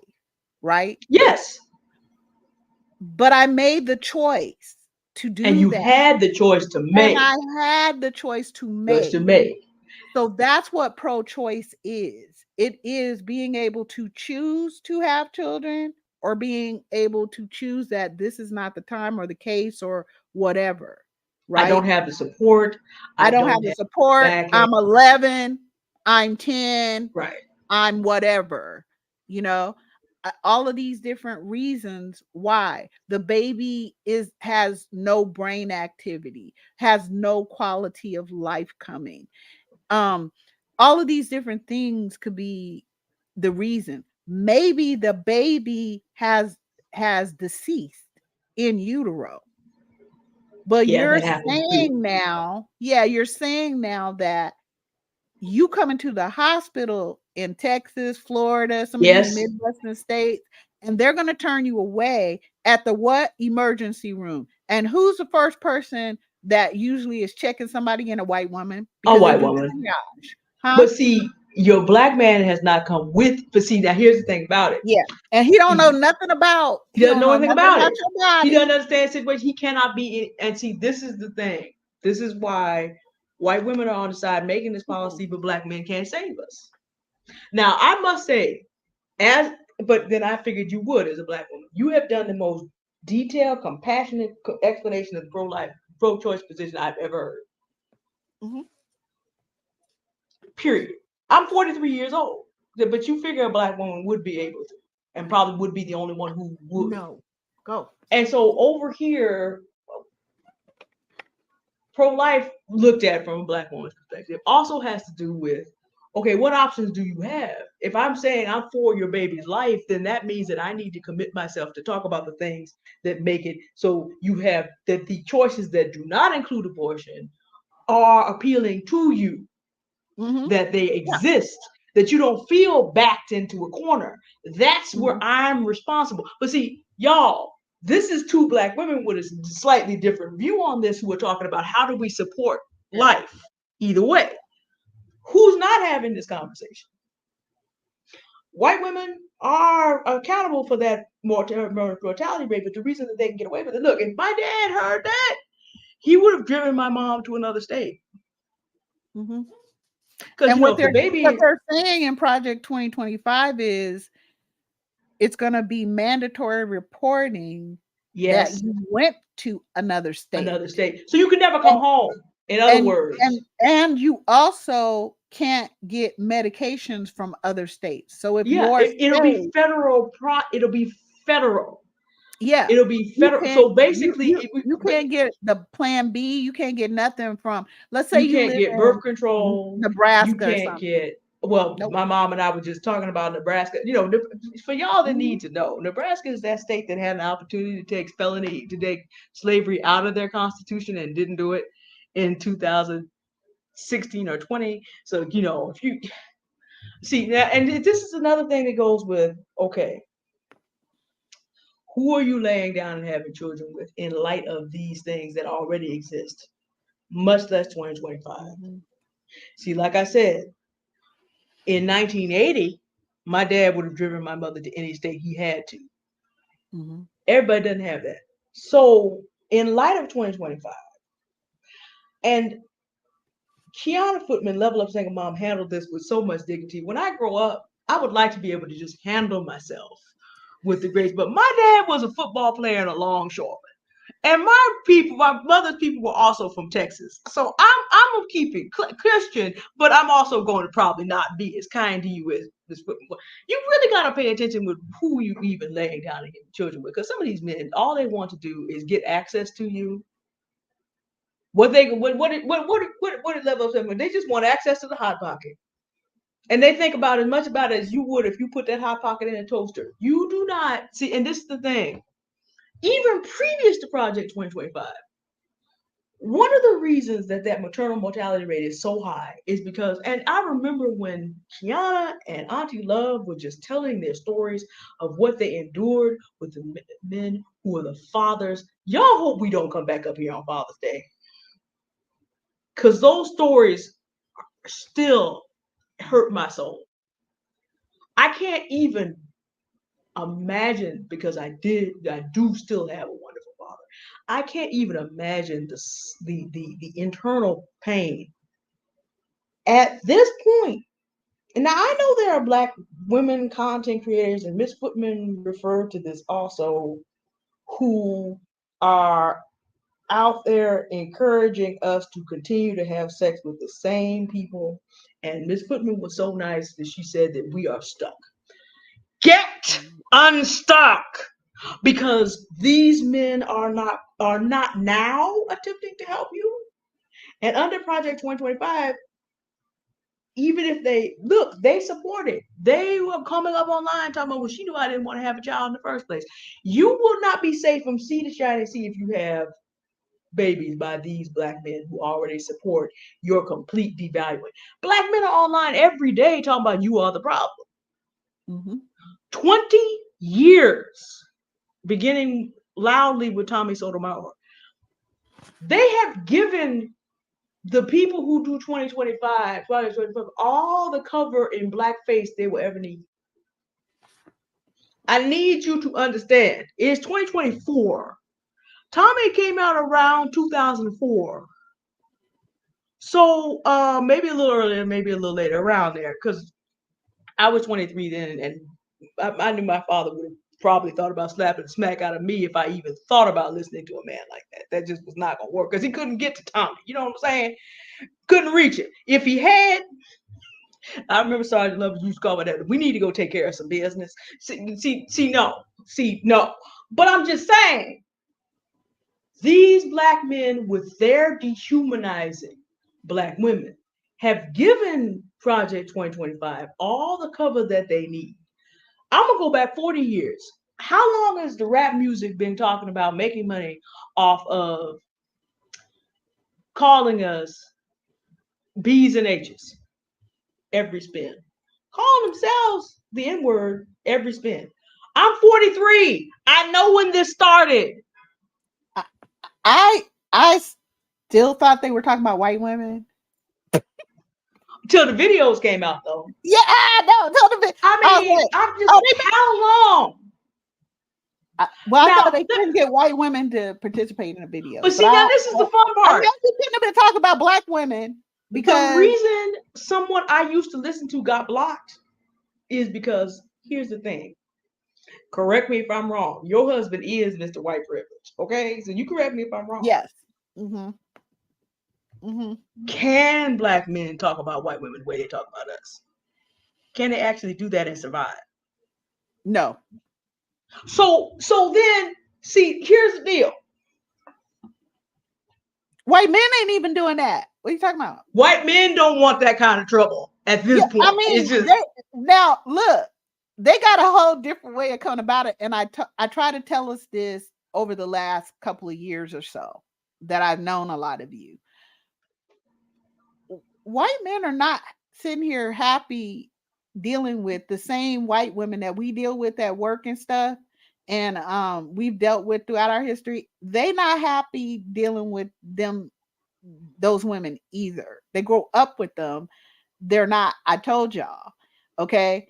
And there is a huge difference in the way that you see white men approaching us, Asian men approaching us, Latin men approaching us now than you have in the past. Simply because we as Black women, we when you come at us in our past, we have come together to come for you. And believe it or not, we bring y'all down every time. Every time. Just like Auntie D was saying. You think about Harriet Tubman, but you have to think about the millions of Black women who participated in the Underground Railroad. Because it was primarily Black women. Now I have literally heard Black men going, yeah, we back in the day in slavery, we used to braid maps into our hair. No, we didn't used to do shit. Okay? Black women did, not you. But see, that came from the African countries that we came from. yeah, the women had the culture of braiding messages and status into their hair. The is it the Mindy?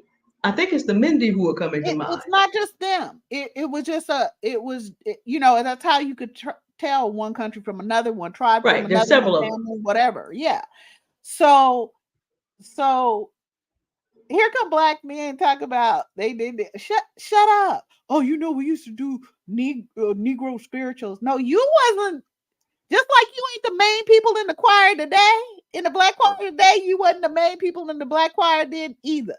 Okay? Black women were sending those messages between ourselves. We were primary. You hear about Frederick Douglass or whoever, but we were very much primary in what's it called? Abolitionists.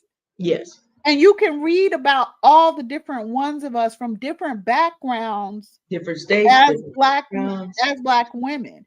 There were so many. The reason Haiti won that revolution that they did in the 1800s against white folks was Black women.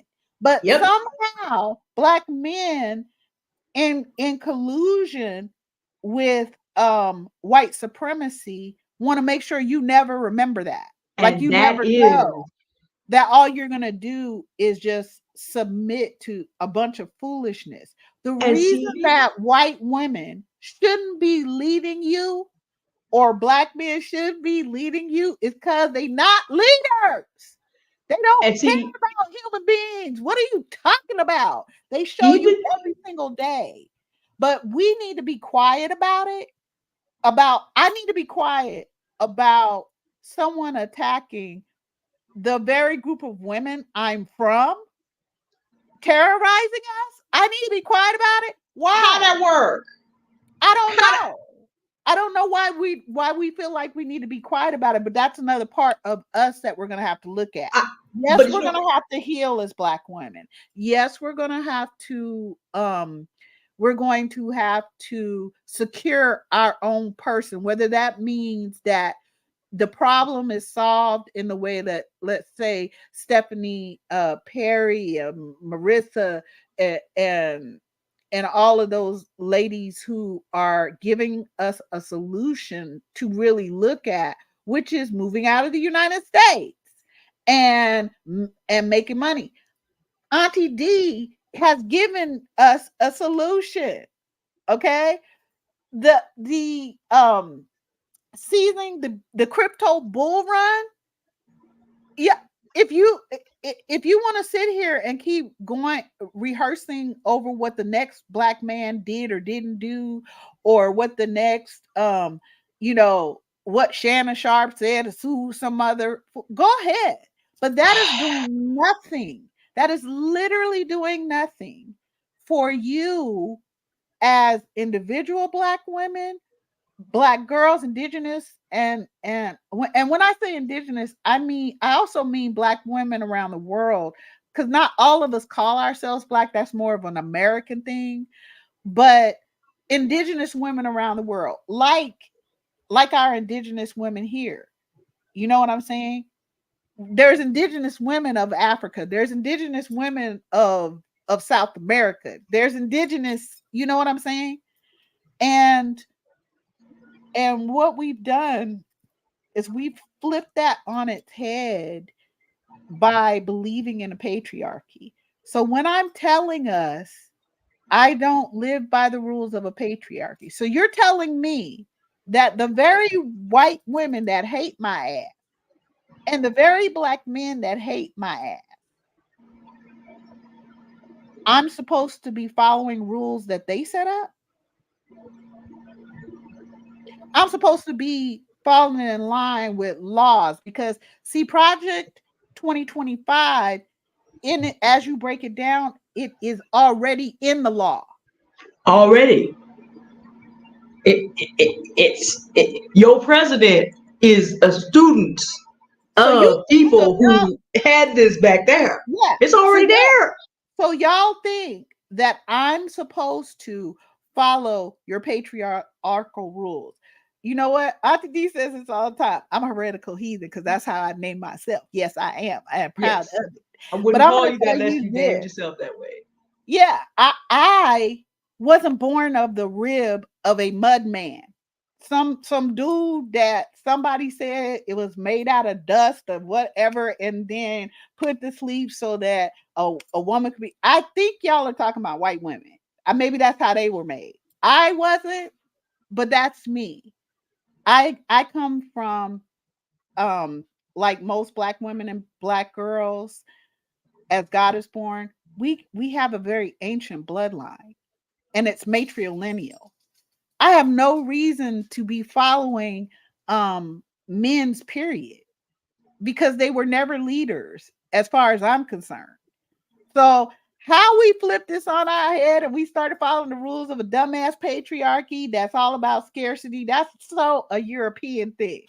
Just because y'all couldn't feed your own people forever and almost got taken out by 2 different ice ages in the recent history doesn't that's mean just the that last any of 2000 that apply to me. It doesn't apply to me. You don't get to tell me as a black woman that I am nothing.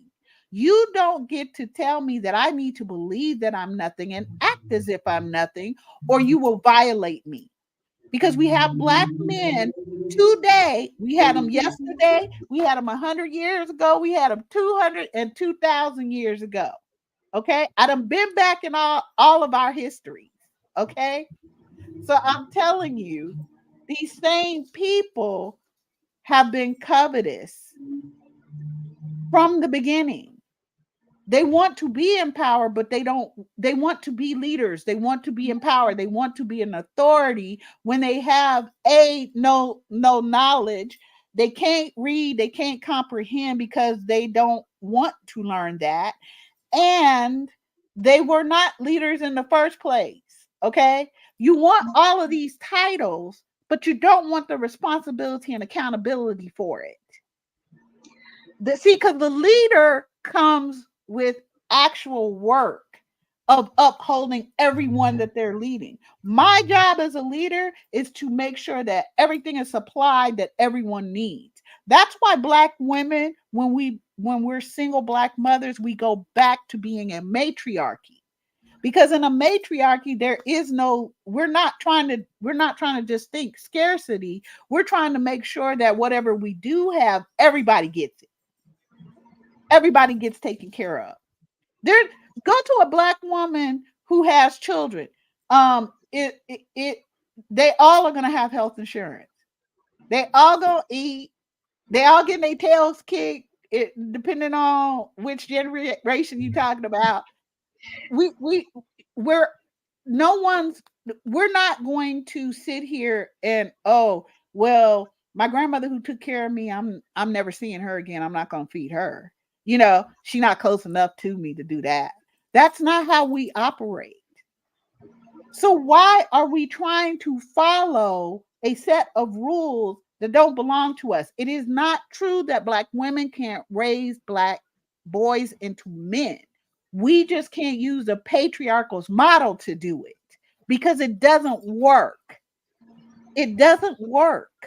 It's not working for the people who It's think not, it's working for them. because we So keep why? hearing the West is dying. Do you know what that's an admission Yes, to, by the way? yes, If we yes. I think if True and Red State, yes, Red they State, both Blue mentioned State, this. yeah, are talking The, about the same thing. if the West is dying, that's an admission it's not working for them either. Yeah. And so I'm gonna preview another show we're gonna have to do, because like I said, this was so Are we the writing this down? Did I write that down? Where did I put that? Wait, show. look, there is a reason where the people that want things to live should get together, and the Mhm. people who want to make chattel are finding these synergies also. There is a reason that white women are writing policy that kills Black women, and Black men are coming out and being up again. Mhm. That's a natural synergy, because what they don't want to see is the other natural synergy. Because I will say this about white men. White men are passionate about maintaining the civilization they have. Now, for good, bad, and indifferent. Not always. But there's a whole show to be done, because we want to, it's a very deep subject. But people who are for building and growth need to be together again, because we've already kind of gone into the solution area. And I really want Auntie Love to talk to us about these trends and about the insight that she had. And there's some other things in that section as well. But understand that the rhetoric of white women about Black women, if we dare to even say, it's safer to be with a man than you. So it's just like we have chosen a bear over a man, but even the bear is less dangerous than a man. That was the argument from last week all over Twitter. But then, given a choice, if the choice is between a white man and a white woman, a man is less dangerous than a white man is less dangerous than a white woman. Understand that there is some coming together of synergies between Black men who devalue Black women and white racism that devalues Black women. And these men are lost. They're not coming to get you. They're not coming to provide any solutions. They want to be, as I have now been saying on my channel, they want to be overbaked Thomas Jefferson.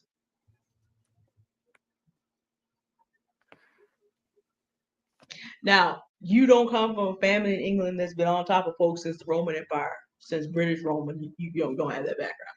You're not 6'3". You're not redheaded. And you're not cute. At least Sally Hemings has something to work with. No. Y'all want to be overbaked. Y'all can't do anything about the fact that, if they wanted to, they would. Every Black child who's not doing, who the Project 2025 talks about, who supposedly has a hole in their soul, they have a hole because the father left. Point blank, period. Unless he died or she's widowed. Who left the hole there? The mother is there. But see, Black men don't want to talk about that part. And white women don't want Black women to realize this either, because as Auntie Love is fond of saying, there's channels, Roadrunner, increasing number of channels, where white men are talking about what they really want. And Is they Black got women. nothing. They don't And want white women necessarily. I told y'all so. I told y'all last year's More Aunties, you predicted this. You did say this is gonna happen. I told y'all that white men that were gonna start saying how they felt about Black women. She predicted it a year ago, y'all. She did. Okay? So then when you understand, because as basically a Baptist nun, I'm not in that discussion per se right now. But what I want you to understand is understand the synergy between white women who write these policies and black men who want you to be forced to stay with them. Because as Auntie Love was pointing out, the plan in Project 2025 is to force, since black women have been coded as the only single mothers, the plan is to force us to have to accept these men in order to receive sustenance. If you listen to the manosphere, they've been saying this for a bunch of years. They want black women to be forced into having to be submissive to them. They cannot accomplish it on their own. So what is the mechanism that they're going to use? Project 2025 is the mechanism. When neither your city, your state, nor your federal government is going to do anything for you as a black woman. They assume you will be forced. So white women who want black women to be beneath them and black men who want black women to be beneath them have synergy. Now, black men are not involved in writing Project 2025. They're not in any kind of policy making position where they could do that. But they're little pearlies are out here writing a policy for that. Now, they're not writing alone. There are plenty of white men who want to have something underneath them. If they cannot be white women, they'd be perfectly willing to get back their black slaves, which is the other thing, because black men and women who are forced to be together are being forced to be together like our ancestors were in slavery. You're going to have broken people producing broken children who are not going to be able to easily access the means for freedom. And at that point, the United States has its slave force back. So understand, you have a certain amount of the black community that is being complicit in putting us back into slavery, perpetual generational slavery. That's not the mass of black women. We're still doing what we have been doing. Auntie Love already gave you the history on that. And in the final section of our show today, we're going to continue to do what we have been doing, because it's black women who keep trying to find solutions. But I need you to understand, in closing off this section of our presentation today, black men are not coming to save you. Red state, blue state. He did bury his secretary, his white secretary, right after that. Now, I don't have any data with me that says he was cheating on her with her, but I also can't dispute it because that happened pretty quick after her death. That's correct. Can't vouch for the last part, but it was pretty quick. Men and their secretaries and their work wives. I'm just saying. So here's the deal. Frederick Douglass stands out because he stands alone. Name another man of his time who was doing the work that he was doing, but you can name 5 black women. I can name more than that, but yeah. Well, I mean, I'm just saying, most of us, if we stop and think about it, could come up with it. But you can only come up with Fred. And then he was so cute about this. He had the audacity to say, when he did marry that white woman, well, I'm biracial. I had a white father and a black mother, and I just decided to marry the woman that resembled my father. Sir, look, the only reason that you got away with that is because what your black mother gave you the ability to have the speaking ability to stand up for the people enough to have access to that woman. So, no, sir, you cannot be biracial when it's convenient because you spent all that time being a black man. But see the excuses. Baby girl, Anton Daniels to Miss Pearl. It's been going on a long time. Well, black women have been with white men a long time. No, we didn't have any choice in that because y'all couldn't defend us. Remember?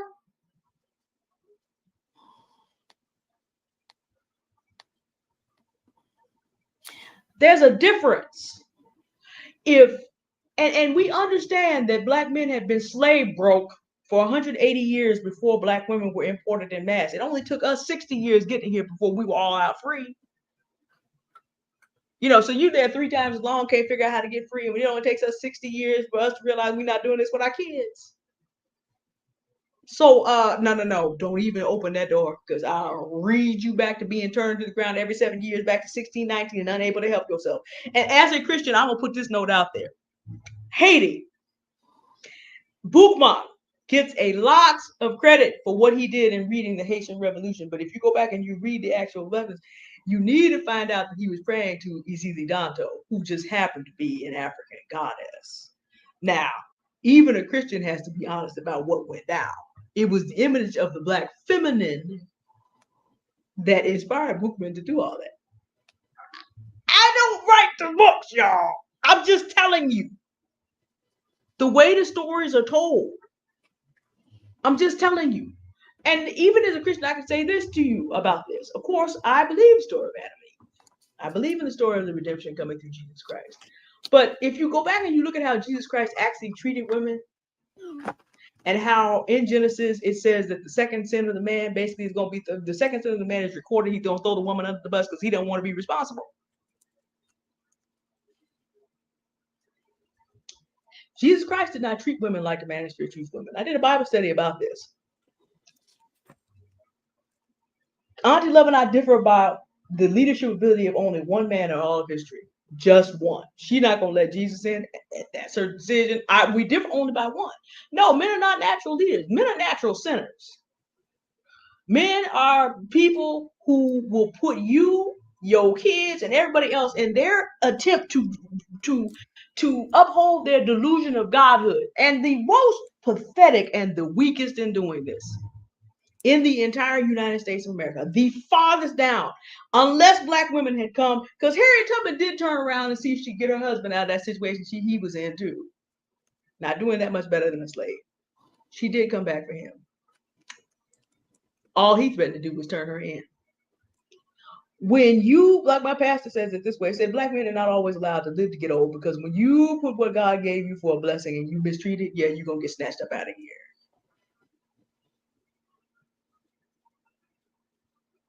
We already talked about the life expectancy. What I need you to understand as we approach 2025 is that a lot of Black men are on the program with 2025. When I believe it was Red State Goose that said, what kind of fascist nonsense is this? You got to understand. There's some goose stepping Black men with whatever they can get, that the kind of off-brand Gestapo uniform, you know, and they putting a little mustache on, but it's crooked. That sort of thing.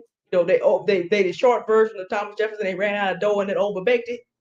There's a whole lot of them out there who are trying to be that. They're trying to be the same oppressive person and get access to the oppressive woman so that they can oppress you together. Auntie Love has talked about the drivers. She's talked about what's going on in the Congo. And really what's happening with white men and Black women is everybody who's looking for a way out is going to have to come together. Everyone who realizes that this is not it is going to have to come together. And unfortunately, the mass of white women is afraid that they're going to get left behind, and the mass of Black men is afraid they're going to get left behind. So what they're going to do with Project 2025 and what they're already doing is they are beginning to march in lockstep. Understand this situation. And as Auntie Love and I turn towards solutions, understand that if you're going to be looking for solutions that are going to help get you out of here, please learn to, Kiana Footman's in the description. True Mystique has come back on her channel, but even if she doesn't do anything, either neither of them do anything new, I want you to go back to their channels and really pay attention to their journey. There's content creators in the description. Confidence Love and I both have channels. I want you to start listening to Black women. Level Up Single Mom, Kiana Footman said, you need to find out, there's some questions she gave you to answer about whether you're being nourished or pacified. I need you to begin listening to Black women who will nourish you. Level Up Single Mom is here. The link you gave me to the document said access denied now. They're nasty pieces of work. Well, I just put in the comments because I'm behind on the comments on like. Hold on, let me see if I can find another one. I put in the comments, Kiana and everybody, that to put into your Google search or whatever. NPR still has a copy. Here you go. Hold on, I'm gonna put this out there for you. Okay. Hold on. Cool. And then because I want you to have the PDF and not the whatever book they just made out of it, because they probably took some stuff out because people are it's actually now Congress is looking at it. So so they done. Okay, this project 2025 is a repeat of a repeat of a repeat. Yeah, Okay. Joe Biden's old boys used to do this foolishness. This is Yeah. not new. So if we go forward with this, one of the first things I said is of course, we're working on our own healing because we get to center ourselves as Black women, right? And work on our own healing. Okay. And then the next part of this is being good with defending ourselves, right? Whether it's emotionally defending ourselves, mentally, politically, physically, sexually, fiscally, spiritually, it doesn't matter. We have a right to defend ourselves and our children, okay? Because somehow we think we don't. We think that authority over defending ourselves has to be done by someone else because that's what we've been programmed and conditioned to believe. Okay. And I've said this before.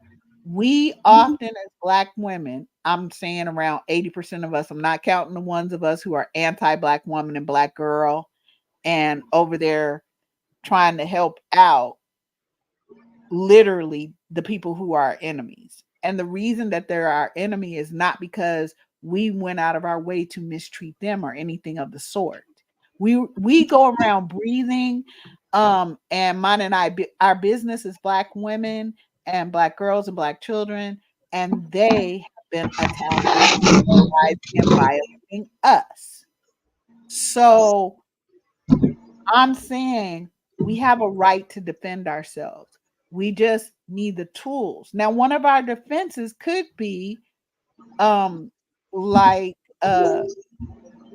Stephanie and the Exodus Summit of Black women are saying is to move out of the country. So she's giving you step by step. They all are. They're giving you step by step. And a part of that is the aunties who are not only giving it to you as those of us who are Christian, because 80% of us, 85% of us Black women are Christian in the United States and the Caribbean and some places in the rest of the world, right? She's giving you that, but she's also giving you season the crypto bull run because we need to be able to take um our own talents, our own skills, our own abilities, and we need to commodify them for ourselves. See, if I come up with something brilliant and I'm working for some organization or some company, then they get to take that, or so they believe, and they get to make money off of my ideas, my creative self as a Black woman. What if we as Black women put a halt to all of that? Okay. And we started taking our talents, our abilities, our creativity, and putting a price tag on that for ourselves. No, I don't need you to make body products for me. I already make them for Black women. Okay. No, I don't need your whatever it is over there because all you did was steal that from a Black woman anyway. Okay. We make the trends. So something that came up, and this came from my twin. Y'all know I've talked about my twin before. We're cousins, but we grew up together, and we're like 2 years apart, but it's very hard to tell us apart, especially when we were younger. And and she is like the complete opposite of me, okay? She's a Christian woman. She's like kind-hearted and compassionate and just from childhood, she's always been the sweetest person, okay? Um, just the greatest heart, right? And I am the one that busts the whole system. I'm like, hell no, I ain't doing none of that shit. Okay, I'm the black sheep of the family, whole thing, all right? But she and I talk about these things, and one of the things that she said was, um, as oh God, what was she saying? I just lost my train of thought. Okay, maybe it'll come back to me. But when it comes to like dealing with white women, we not only she said this part, my daughter said this, and Michaela actually said this too. When I posed to them, why are we as Black women afraid to um call white women what they are, and what they're doing to us is foul and wrong and vile, and it always has been. Because one of the things that white women do, and you can just go back in their history and come forward, is the way that they use violence when they want to appear nice to everyone else, is they usually have some group of men who will carry that out. Yep. Now, prior to this, it's been white men. Today, it's Black men. So that's where the Pearl come in with the Antoine, whoever the hell that be, Anton Daniels. whatever his name is. That's where it That comes little in play. Hitlerian. Again, you can see it yourselves. You guys can Wait, see it for yourselves. So if what white women typically do to maintain their power is to cause fear because they hate, they're jealous, they're covetous, or whatever, one of the things that they do to physically maintain that fear in Black women and Black girls is they call the authorities on us. In other words, they call a male to come and be proxy violent. violence. You Now, understand? So now if you put that in terms of your household, if in Project 2025, they are telling you the answer to our first problem of there being single 70% being single black mother homes, right? Fatherlessness, okay, is that we're going to put those fathers back in the home. They are not going to have to pay child support, none of that shit. And y'all need to do, and what y'all need to do, Black men, is beat their ass every day, like you were doing before, and before 1980 and 1970 and all that. may I jump in here just tell you how right you are? I'm gonna go right back, but I need y'all to understand this because I got that link. It's on my channel. Remember that video I used to do about the Hitlerians? Mm-hmm. And now understand, we started this by talking about how Project 2025 codes all of us as single mothers and the problem. Anton Daniels let himself out there talk about we need to get rid of all the single mothers and start over. Under Project 2025, that would cover every single Black woman and girl there is. And who's his baby girl? Pearlie. I just wanted folks to know how many people is that? A quarter of Black women are actually single mothers. If you left it alone, that's a number almost the size of the Holocaust. Now, don't get me wrong. Don't get me wrong. I'm not down the Jews for making sure that after 90 solid years, we cannot forget the Holocaust. I'm saying Black women understand you in the same danger. Do not let these men and these white women think that you forgot. Anton Daniels, whose Black wife saved his life, is out here agreeing with Project 25 that we need to be gotten rid of. And since Project 2025 codes all Black women, Anton Daniels talking about the death of 25 million people. If you put those two things together and start over with what? Miss Pearl? But she baby girl. They don't like her no more. Well, I mean, that would happen inevitably because, you know, the Miss Pearl is not the kind of smart white woman who goes and stays quiet and goes and writes 2025. She's not the one that's been left who found out that as a preference she got the same Black man. So you know she's supposed No, to make but her actual physical mother is. Her mama yes, is. exactly. Her mama. Her mama. Her mama But do. she's not. See, but I'm just saying, do you see the synergy? Because we have a Black man asking for a Holocaust on Black women And he's who's not the out only here one. baby girling Mm-hmm. these white women. Do you see the synergy? Because you mentioned him the second time, and I'm like, I knew there was something about him I forgot. Oh yeah, this is the one who actually called for a Holocaust. He wants against Auntie Black Love women. dead. He wants Kiana Footman dead, and under Project 2025, he wants me dead too, because ain't nobody gonna be checking for it. It's just like you think average people walking down the street when they see a Black woman under Project 2025. Y'all seen that movie The Verge? You think anybody's checking for the fact that I actually have children? Well, I'm just as bad because I'm helping other people's children do well despite where they came from. So yeah, I'm Public Enemy number 1 too. Ain't nobody gonna be checking for you. And okay, I've interrupted enough. I'm gonna save this for the second show. But I'm just kind of like, as Black women, I love to talk about why 25% of us are anomalies, because we trying to be like them. Because I've now run into 2 entire Black women talking about they identify with white women, and I'm just like, you are trying to identify and become like the same kind of women in hopes that the same kind of men who want that kind of woman are gonna go with you. So there's a whole nother video. Not even all Black women are trustworthy on this. But one of the solutions read up. Auntie Love, like the stuff that Auntie Love said, I'm telling you the data that goes with what she just said. Okay? Anton Daniels literally put himself out there last year, confirming what she just said. In the same way that she said that white men are gonna come out in the open about what they want. Black men have been coming, okay, red state, blue state, before social media. So now we're back in 1980. Iceberg Slim is still being big up.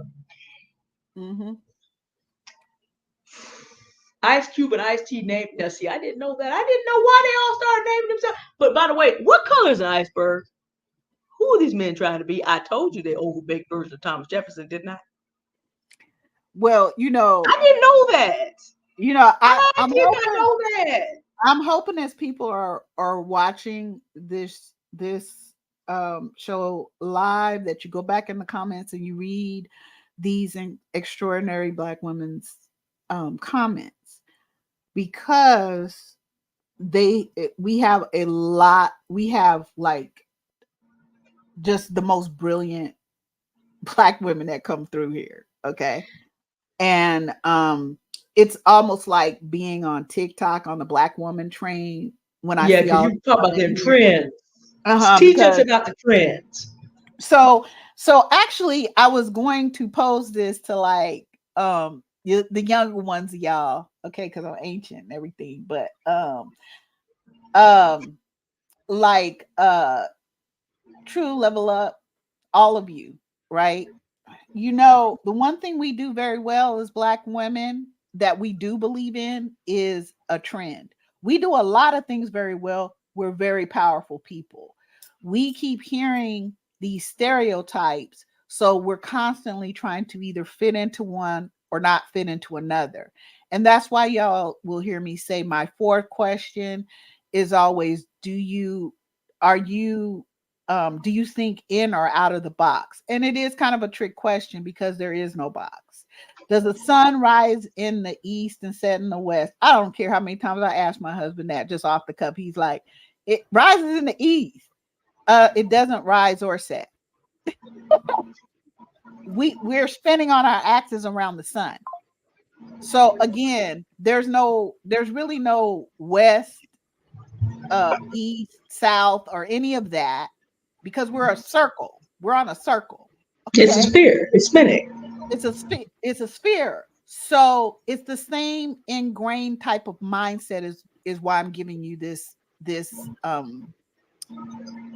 particular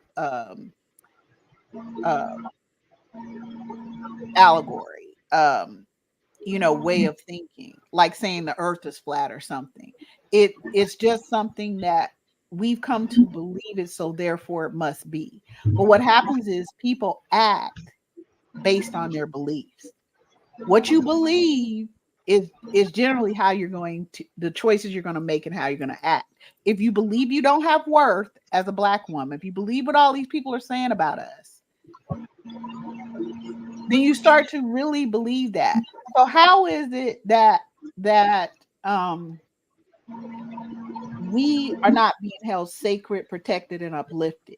Well, one of the reasons is because we don't believe we ought to be as Black women.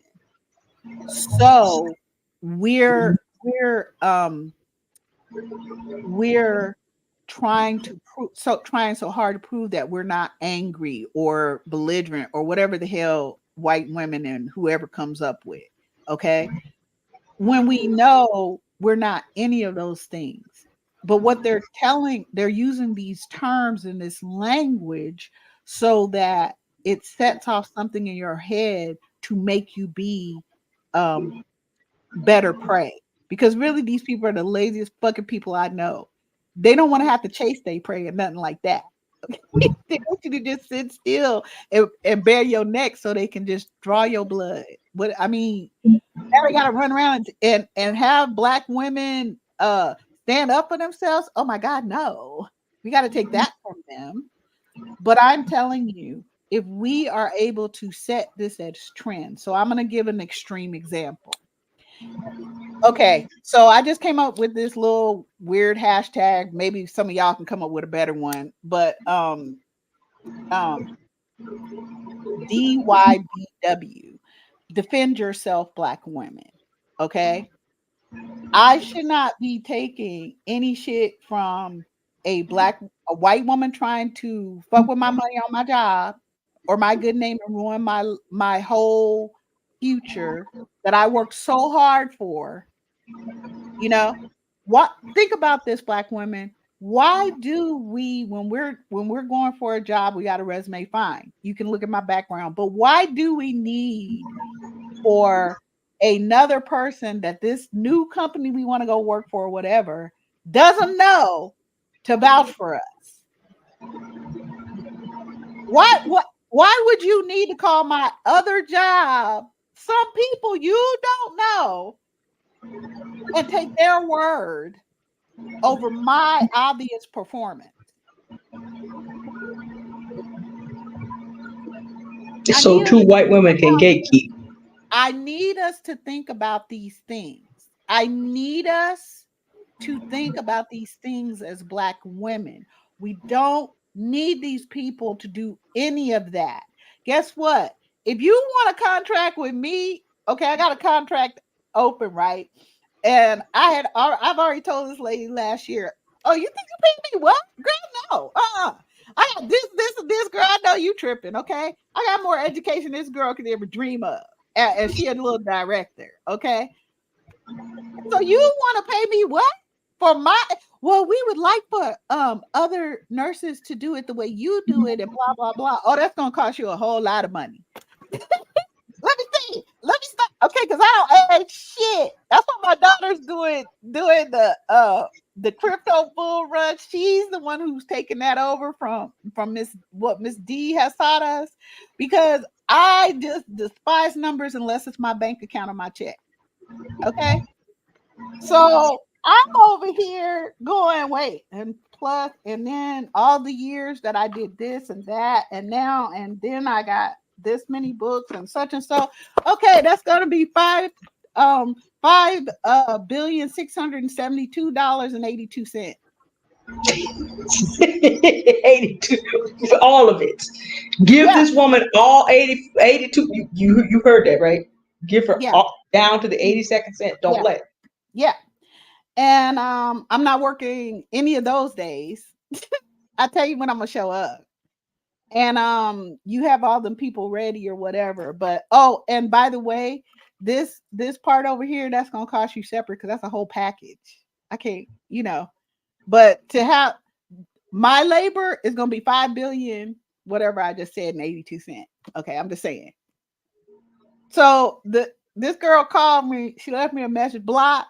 A year later, right? I'm still on the books and shit. No way, hooker. I'm way too much money. I love the children and I love being an advocate for all children. That was my first love as a nurse, and it's still my first love because I believe all children are vulnerable. And I have seen so many things with white children and how white adults have worked to eat the souls of their children. I'm not down for that. I'm not giving anybody a break. If you grown, You deserve your ass kicked. That's all I see. So we can, as Black women, we start all these trends. Why don't we start a trend saying, like some Black man was on, there's several of them. Oh, Black women just need to give in recently. Black women just need to give in or they're going to get beat up or y'all are going to get beat up. Okay, well, you already beating us up. You already murking us. You already mutilating us. So Black women, why are we standing around allowing this shit to go on? You can't stop it. No, it isn't about you picking this right person or not. These people believe they get to walk up on us and actually get our anything from us. A hello, a smile, anything. Girl, it should be a hashtag. You jack with a Black woman and that's your ass. Okay? That's a long hashtag, Auntie Love, but I feel you. But I'm going to beat your ass. Okay, if you roll up on me and you listen to Anthony and Antoine or whatever from last year or Kevin Sanders for the year before that, or you all in a tribe and y'all all thinking the same way because I done see y'all do it, girl. 9mm 380. That's a hashtag. How about that? How about that's what you're gonna get? Because see, in 6 months, see, just like the Exodus Summit, those beautiful Black women are telling you that's another way to solve this problem. I'm telling you, as warrior born, this is how I'm solving it. So you got a problem if you roll up. You got a problem. No, I don't have there's a problem, but I don't have the problem. Because in less than 2 seconds, I can pull and pop your ass. And that's both of the ones that's on me. But I practiced. It isn't like I knew it from birth. I took classes. It doesn't take that long. In 3 to 6 months, you can be a concealed carrier. You have a right to protect yourself. And even if it isn't concealed carry, they got all kinds of stuff you can use. Girl, don't get me started. My daughter's still like, okay, Mother's Day is coming around and her birthday. Don't anybody fall for her. This is the newest weapon I want. Oh, family, she put out a memo. I don't care what she said. No no batons, no hidden knives and necklaces. No poison rings, allegedly. This is all alleged. None of that. Yeah, none of that, okay? Don't break into that house. I'm telling y'all, don't do it. Don't fall for her whole, I just wanted to get a few bullets. Yeah, don't fall for any of it. That's my daughters out there. No, we can't give this woman weapons. No new books. We don't want her reading another damn thing. Okay, she know enough. We call her. We don't even Google shit. We just call her. Okay, that's enough. We need her to sit, be quiet, and drink some water and take her medication, and then go to sleep. She need naps, and she needs to be on her regular diet and stuff. Get some exercise, but don't y'all, not one of you, succumb. Not near one. Not near one. To her asking for a weapon of any kind, and anything's a weapon. Don't even get her. Okay, y'all saw my pink. Did y'all see my pink? I got a new because we got a new house out back. My husband brought it me, and so I got this. I got my own little toolkit because I don't trust their tools. Okay, I don't know what they be doing with their tools, but I need my own. I got this little pink. Why? As soon as I pulled out the hammer tool, I was like, oh, what? This one. But it's cold. Wonderful. It's pure steel and iron. Girl, I love it. And why is the part that you hit, a person, not a person, but I shouldn't have said person. Allegedly. A nail. Why is it shaped like a heart? Why y'all do that? Why? When y'all were just thinking of me, huh? Girl. Okay, so that's what my daughter's like. Nope, don't get her no tools. I don't give a damn what she said. woman. Okay. She don't need another damn weapon. We can't keep hiding this shit from her. Okay. So we can protect ourselves, right? And I don't get why we're not taking the steps to protect ourselves. What we keep waiting for, I don't know. We're afraid to go to the grocery store for good reason. But I tell you who'd be more afraid if black women started pulling on their asses, black men. Oh, don't mess with them. Mm-mm. We're not us. Because one thing I know about black men, generally they some punk.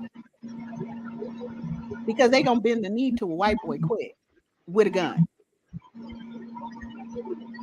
They definitely doing that. So you think as black women, we should just tolerate their behavior and wait for, I don't know, law enforcement to come 20 minutes later after they've done whatever they're going to do to us? Because that's a whole lot of time. And 20 minutes is being nice. When we call law enforcement as black women, we have to stand there and then try to de-escalate a grown ass man's emotions who can't seem or refuses to learn how to control his own emotional state. So I got to now become a magical damn therapist and a police negotiator and bring him down while he's already chosen to be violent to me. I got to talk him down. Please, I'm sorry. I didn't mean When to. you are the hostage Here is and my you have been phone in the hostage number. situation. Yeah. Yeah. Here's what. Do y'all think that the next one you run into, say a half a block later, isn't going to do the same thing to you? They're going to do the same thing. We get this all the time. But we're waiting for somebody else with some sort of weird authority to defend our own person. No, I'm going to defend my own person. So you at a corporation, you cannot tell me shit about me. Nothing. There's nothing you can tell me. Who you going to call to vouch? There's no one to vouch for me. My work speaks for itself. My behavior speaks for itself. My outcomes speak for themselves. And the same is true of all of us as black women. So why are we kowtowing to some covetous, violent, destructive people? You can, if I'm not telling all of us we need to be you're not warrior born. Everybody's not warrior born like me. I'm not I am a griot, that's true. And I am a part of the shadow temple. And of course I'm a warrior, but I'm not an ancestor yet. I don't see myself as a queen. These are all attributes of black women that are leadership and power, right? I'm not a priestess. I'm not a high priestess, but there are black women who are born to do that, right? So I don't say all of you need to solve the problem the same way I did, but I need us to start to problem solve. So one of the things that we need to look at as is the power and control wheel. And I'll write that down in the comments. I think I put it, I'm not sure if I did, but anyway, the power and control wheel, another piece of homework. I want you guys to look at that. And it's about DV. That's where they got this model. That's what they made this circle for, the power and control wheel. But if you look at emotional intimidation, um, um, physical intimidation, all these different ways to intimidate somebody, isolation, all of these different ways in which somebody can um, can help you to fear them. right? So they can live out their dream of being somehow superior to you. You will find that when you plug in, take out DV, you know, men who commit DV, and put in white women, and you getting the same thing. They're using that whole power and control circle. Take out DV in general and put in black men, and you'll see they're using that whole power and control mechanism. So when they get on social media and they're saying the things that they're saying, they're inviting other people to terrorize and violate us. Yeah, they're dog whistling. Right? So like um if you look at the power and control wheel, you're going to see when they're using physical violence. Let's plug in white women in this for a second. How do white women physically violate us? Well, they're not slapping us anymore. They're not beating us with nettle anymore. They're not having our skin ripped off our backs anymore or whatever. I guess, because they love to hide behind this word nice. Okay. So how would they be using physical violence to control us? Well, we've already mentioned it, that they will call the police on us for nothing.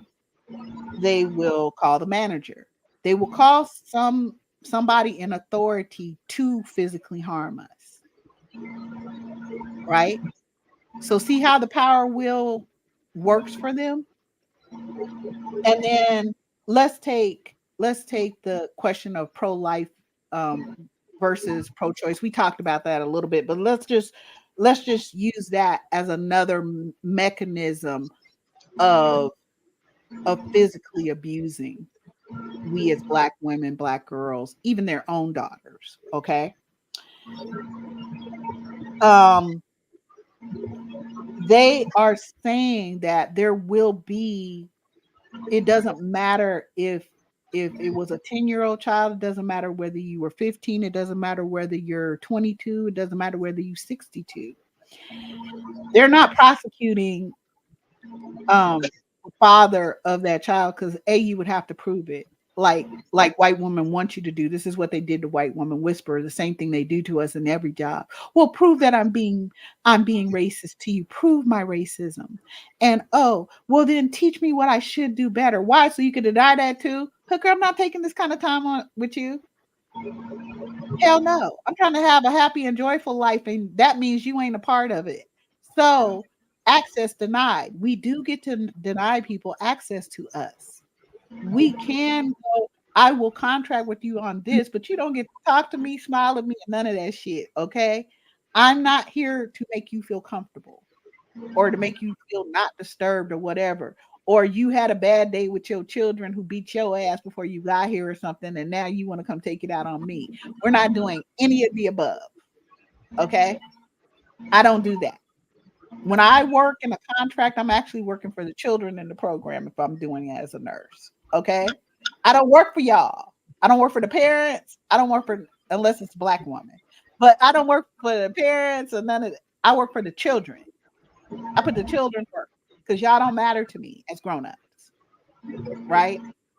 So um to have to say you can't um control your own body, your self body autonomy, at you as a white woman writing stuff like that, right? Because morally you get to choose to be pro-life. Morally you get to choose your own self body autonomy, right? But you're going to say, and you're going to make the laws that a man who rapes us and we become pregnant, we can't do anything about that. And then on top of that, that man gets to be in this child's life. So we're going to follow that kind of bullshit ass rule. Is that what y'all are telling me, black women? Because I'm not personally, but I'm just saying. Is that what y'all are doing? I'm just asking. Okay, just a question. So if if if white women are willing to have males grape you and then tell you you have to marry them, and the only way that you get subsidies is by being married to the very people who are violent, physically and sexually and physically violent in your everyday life, at your home, where you should be the safest, where your children should be safest. They're telling you you're not going to be safe anywhere because we're going to keep applying violence to you. And okay, we might be losing white men as white women, but we already started recruiting black men. Well, black men have always been that. Okay, because just like red state, blue state has pointed out, black men have been doing the whole most, and white men were called overseers. Black men who did the same thing were called drivers, and they still doing the same shit. Okay, they are violent and harmful to us generally. I'm not talking about specific whoever's, but generally they're violent and they're harmful to us.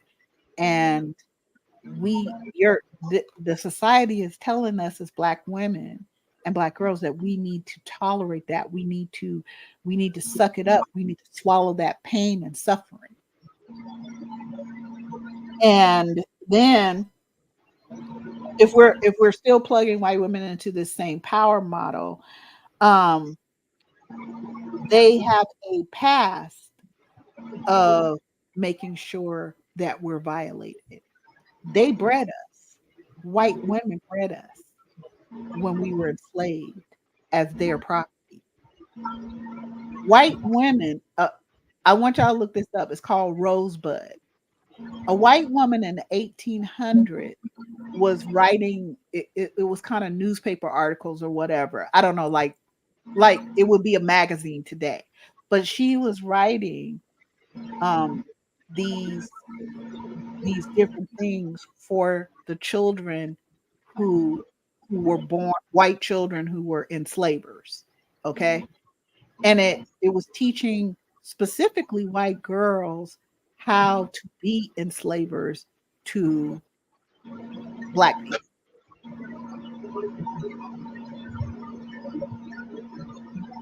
Same thing they do when we go to school, K through 12. What they're really doing in those institutions, especially when they refuse to talk about our history as specifically black women and black girls and the great things that we've done, because see, our history reveals their evil machinations toward us. That's why they can't have that in school. They don't have a problem with the fact that this is still violating us and we still getting murked out here and all that. They don't have a problem that we are facing their badass behaviors and their racism. They just don't want to hear you talk about it because that could hurt not their kids' feelings, because I don't really feel like they give a fuck about their own children. Because why would you take your children, not just then, but now, why would you take your children to lynching? Don't you think that would be frightening to children? Don't you think that that would do irrevocable? I just said it wrong. Damage to those children? You don't think they're gonna have nightmares I of don't think they care. I mean, doesn't how does this not get through to you as a white woman? What you're doing to destroy your own child. Girl, are you for real right now? Munchausen by proxy is is so none of us will be looking at the fact that it is 90% of the people who do Munchausen by proxy, again, are white women. And Munchausen by proxy is when they make their own children sick. They feed them poison. And when I say they make them sick, I don't mean they did something and then the baby passed out so can't feel the pain. No, they do painful terrorist shit to their own children so that they can get the adoration of being a parent of a sick child.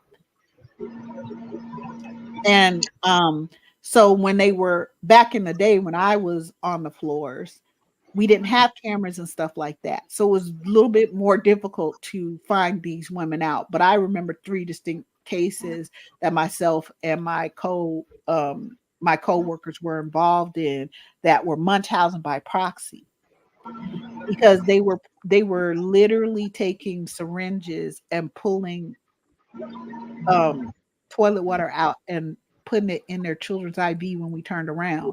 But when those women would go, the child would get better.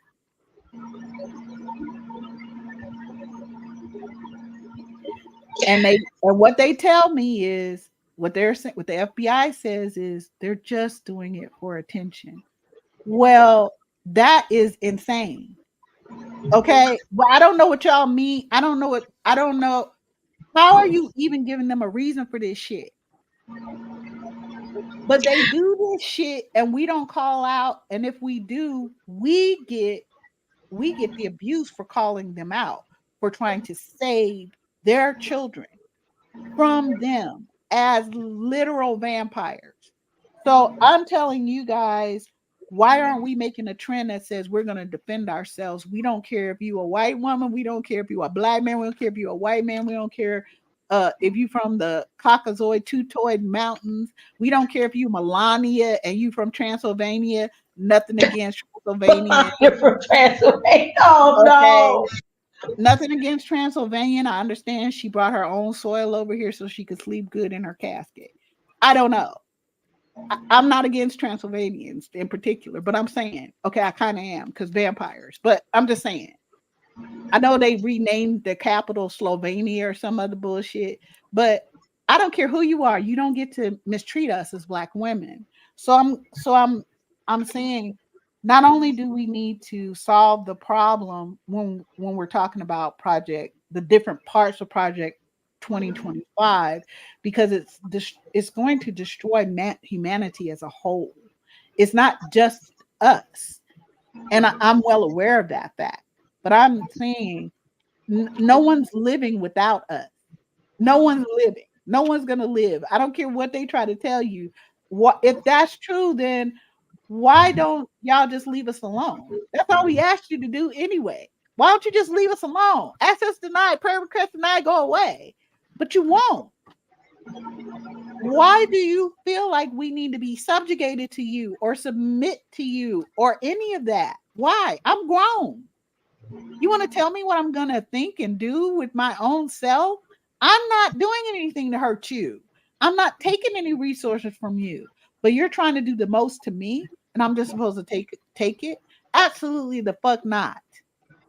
So the other part that I want us to look at as we're going to roll into the next 2 times is the 8-step problem solving methodology. Okay. So first, the way that it works is it's an algorithm and you put the problem into it. So let's say it's Black femicide. Then you identify the problem and you move to the next step and you move to the next step.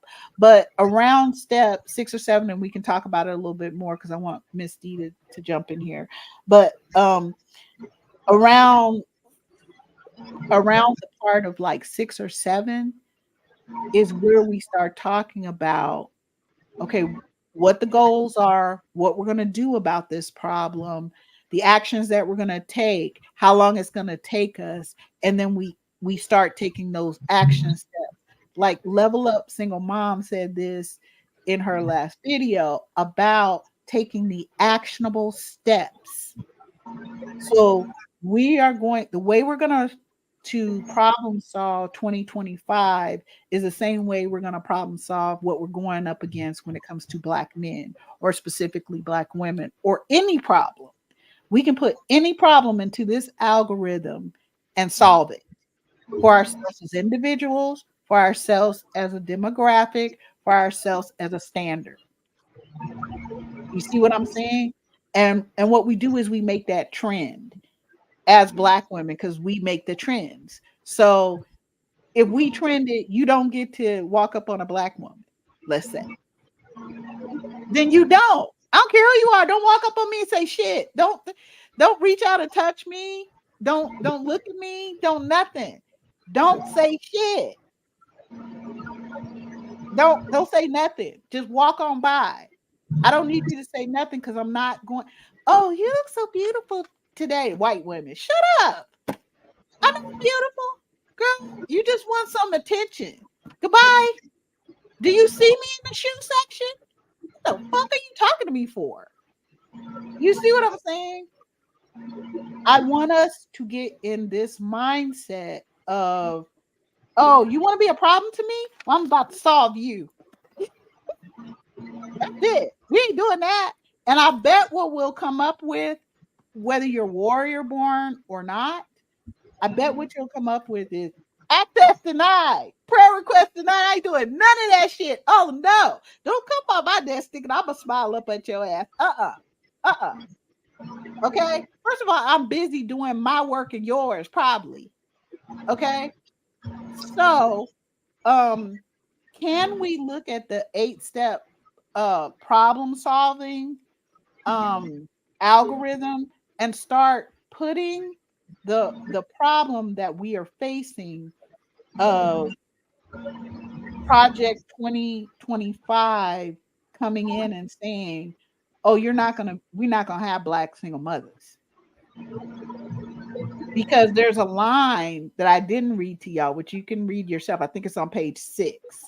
It'll say page 6 at the bottom. There's a line about that they're really gonna eradicate us. That's the real. That's the real thing. And we referred to that earlier because, again, when other groups of European-dominated societies have put someone out there as a problem, you can ask a Jew, you can ask an indigenous person. What happens?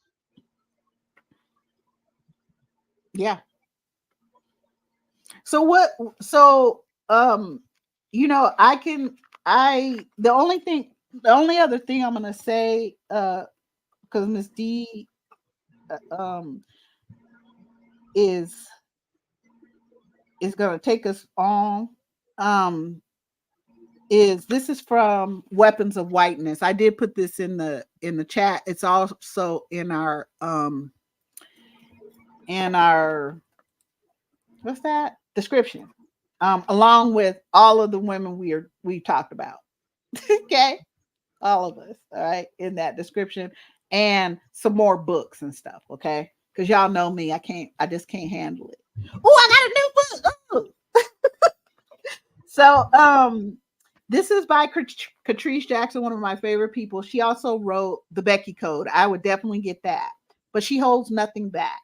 So she says, since 1619 and against the native and indigenous peoples of this land, since arriving here with infection, destruction, and the most fatal virus to ever infect humanity, which is white terrorism, not supremacy, but sadism.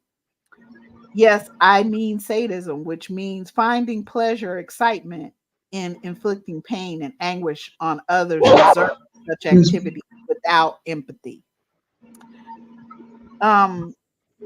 Mere words cannot begin to capture the pain and suffering endured by us since being sold into enslavement centuries ago. Enslavement, torture, rape, and abuse, mutilation, human breeding, castration, pedophilia, sodomy, murder, lynching, human trafficking, starvation, and intellectual theft, degradation, dehumanization, incarceration, spiritual and cultural destruction. These are the acts of whiteness against Black people. This is a sadistic and sinister problem. This is racial terrorism.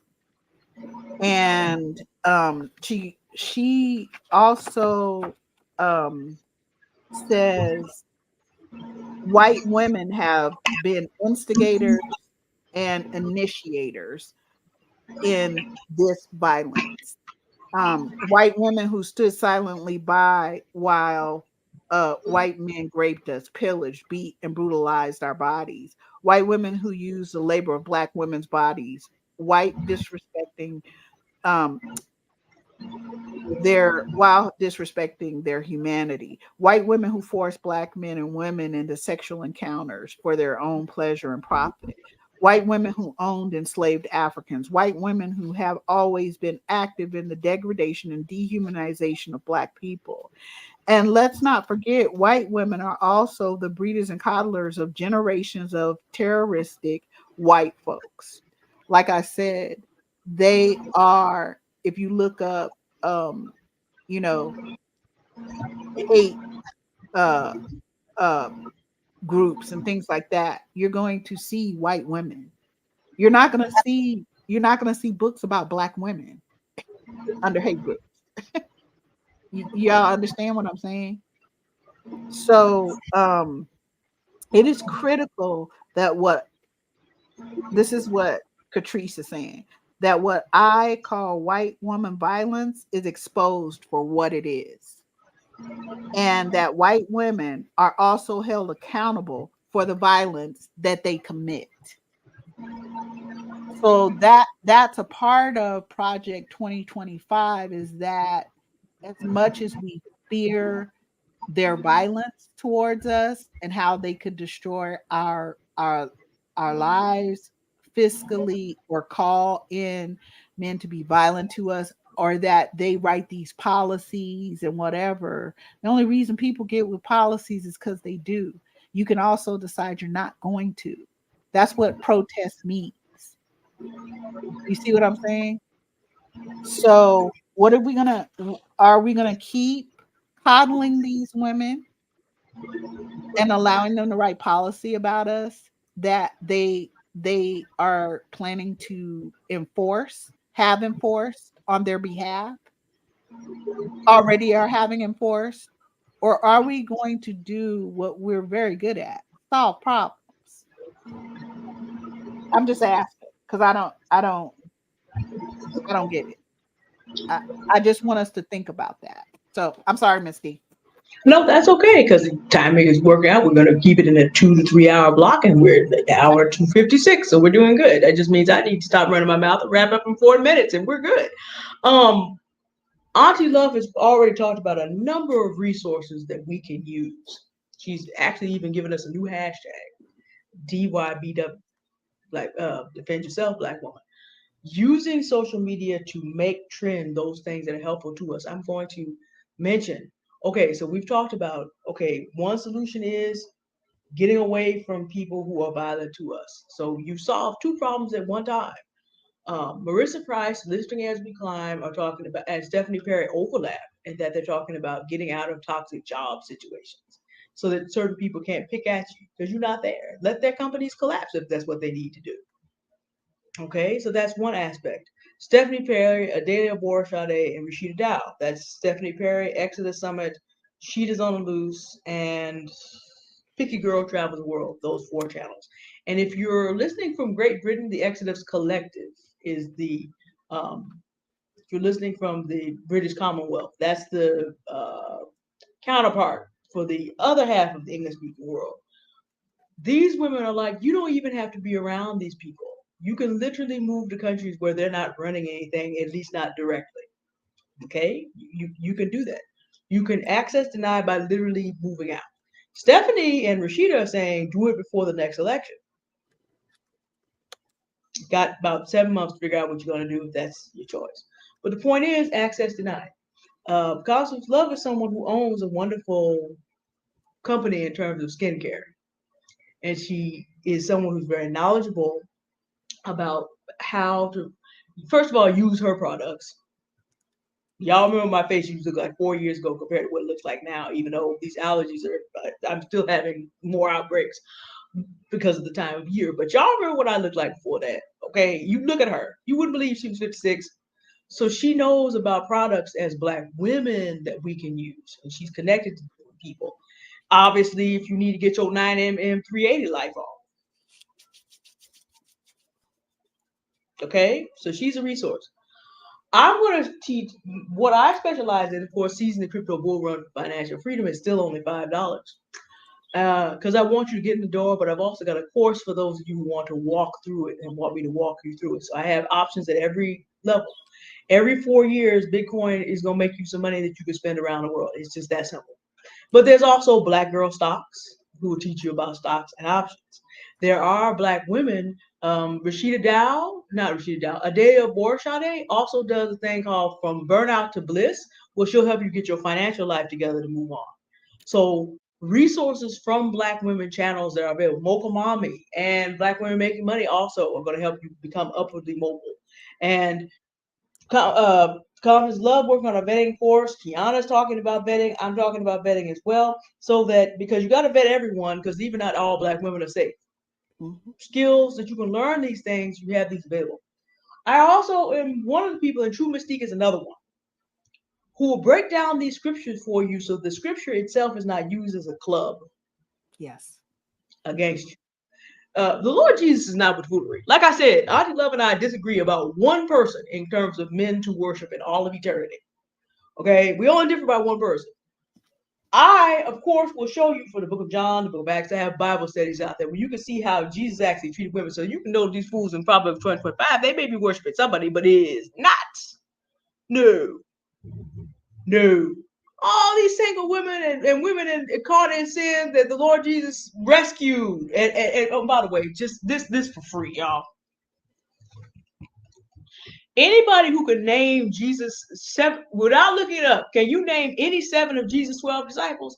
You know why you can't name them? One day they decided to be led by traitor Judas against a woman named Mary, but y'all already know about her alabaster box, right? They were mad that he was getting worshipped, that they weren't, and they started making all noise. He said, everywhere the gospel is spread, we're going to know what her name is. Y'all, you won't find their names listed. You won't find a list of all 12 of them listed again until late in the book of Revelation. Anybody who named 7 or 8 of them in a row, then you really had your Sunday school life together, okay? So we do not see the Lord Jesus going with foolery. I will help you to. This is why I can break down Brian McKnight and tell you he's a blasphemer, because he ain't even read enough in the Bible. He gonna talk about his black children are the product of sin. He got his whole son dying of cancer, and he gonna put that out there. And he ain't read far enough in the Bible to be able to manage a 3-letter concept in Scripture, and does not know that if there's life involved, sin didn't bring forth life. His sin did not bring forth life. That's why his career died. The wages of sin is death. But no, that black woman brought forth life. God allowed her to bring forth life despite his sin. That's why I can break that down. Because I can show you from Scripture that the manosphere is lying to you. I can show you from Scripture that these white women are devil worshippers because of the devilry they do. Okay, so these are resources that you have available. Love has posted up a bunch of books. Love also has a course, Becoming a Self-Confident Woman. Now, you're going to want to do that before Vetting 101 comes out. Because if you ain't ready for becoming a confident black woman, what are we even talking about? If you think you should be used as a chattel, then you will continue to allow that to happen. But you don't have to do that. Kiana Footman is in our chat. Level Up, the Guide for Reclaiming Your Dignity as a Single Woman, is also out there. Yes. Here's my book. There are solutions available. Now, this is the other thing I'm asking for you to do.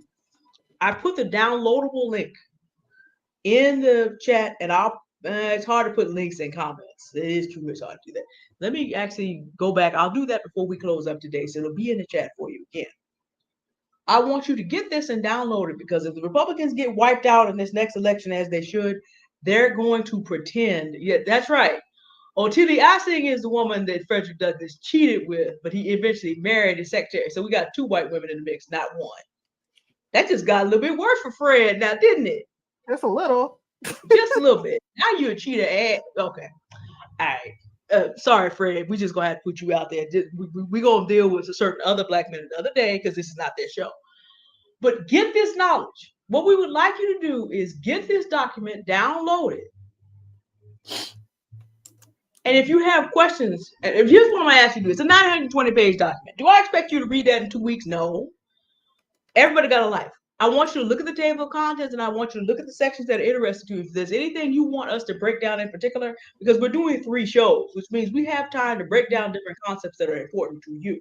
Now, we'll have a plan for all 3 shows, but if there's something that stands out to you, I want you to read it, and I want you to post it in the comments of this video so we can be aware of it. Okay? Above all things, as we wrap up, Auntie Love made a good point.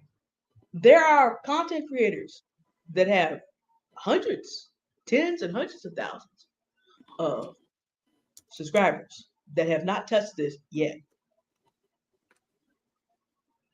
I want you in this next 2 weeks to put as much time in finding out what is happening and what is about to happen to you whenever there's another Republican president, as you do trying to cope with your situation. As I said, when I grow up, I hope I have the public grace that Tiana Footman has, because she talked about how Black women are frustrated in multiple different ways and we need places to let off steam. Mm-hmm. You know that if you solve your problem, you don't have to cope with it anymore.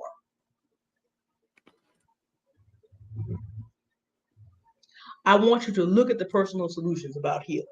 I want you to look at the personal solutions about history. I want you to look at the financial solutions that are available to you and begin to think in terms of solving the problem. Because no matter who you vote for, that's not going to actually solve the problem. Joe Biden is a proto Project 2025. He was tutored by men who ran the original program. Okay? So if he's reelected, what you don't have is the federal government. The federal government's not defending you, but it's not actively working against you. If Donald Trump or whoever the Republicans will put up next for this abomination is elected, then the federal government becomes your enemy directly. You don't have a friend,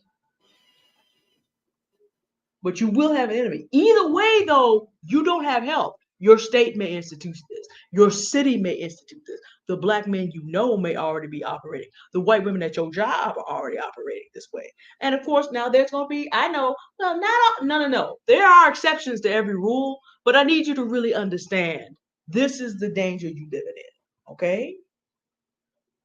Okay, let me go back and see because I have a PDF link up here in front of me. Let me try this one. Because I imagine sooner or later, because it blew up on Twitter yesterday, Auntie Love. Somebody got the word out there. I think Representative Jasmine Crockett put it on the floor, and then a whole bunch of people started looking for it. So yeah, hold on. Let me put this in the because I was saying in kind of earlier in our show that Congress is just now looking at it. Yeah, I think it was Jasmine Crockett. Yeah, and that and then here came Marjorie Taylor Greene with her ugly tail. Listen. Well, see, here's the deal. It took a Black woman to get everybody to pay attention.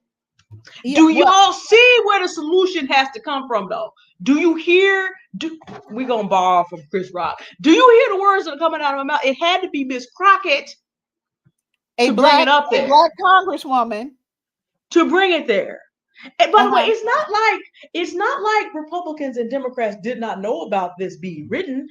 Don't get it twisted. Do not think for a second that they did not know what was in this thing. This is not new. The Heritage Foundation's been with us forever and a day. Please do not think they did not know. It's almost exactly the same as it's not exactly the same, but close enough to what. See, the Heritage Foundation goes back to the 1980s. I want y'all to know, Jenny, I keep telling y'all, okay, you know how everybody looking up Priscilla and whoever that baby girl is she was with or whatever. I would love to see, and I'm going to mention Themis and Thoth again, okay? Because I know there's thousands of Black women who watch him. Now, I don't watch him. Sometimes he'll come across my feed. I used to be there around the same time Miss D was, but it's primarily because I'm in the solutions and he's gone a whole whatever direction he's gone, and y'all talk about light stuff. Sometimes it's heavy, I guess. I don't know, but I'm not interested if I'm only looking at you as an example, or if you're my enemy or something like that. I definitely peep my enemies, because I believe that when Black women decide that they've had enough and we come back together and we build our own infrastructures again, because everybody's stuff is patterned after us. Okay. So once we do that, I think that it will make a huge difference. But because we're involved with something that never goes anywhere, just kind of a constant repeat of the same of the same of the same. There was a point I felt like where you know, Erica was there. I don't know if Stephanie Perry was still there. I know She Miss came through briefly, Yeah, and she said, Miss D was there. There was a point where on TNT that these powerful, wonderful women, and there's other women, that are still there, very powerful, who pressed more problem solving, more looking at a problem and solving it than just keep talking about it and kikiing about something or whatever. It is not keeping you safe. It is not solving a problem. It is not securing your person. And I do believe that, a platform like TNT with all of these Black women who are followers, that those incredible women who are behind the scenes making all of that possible or whatever, I think y'all need to be hyped. I think your Patreons need to be hyped.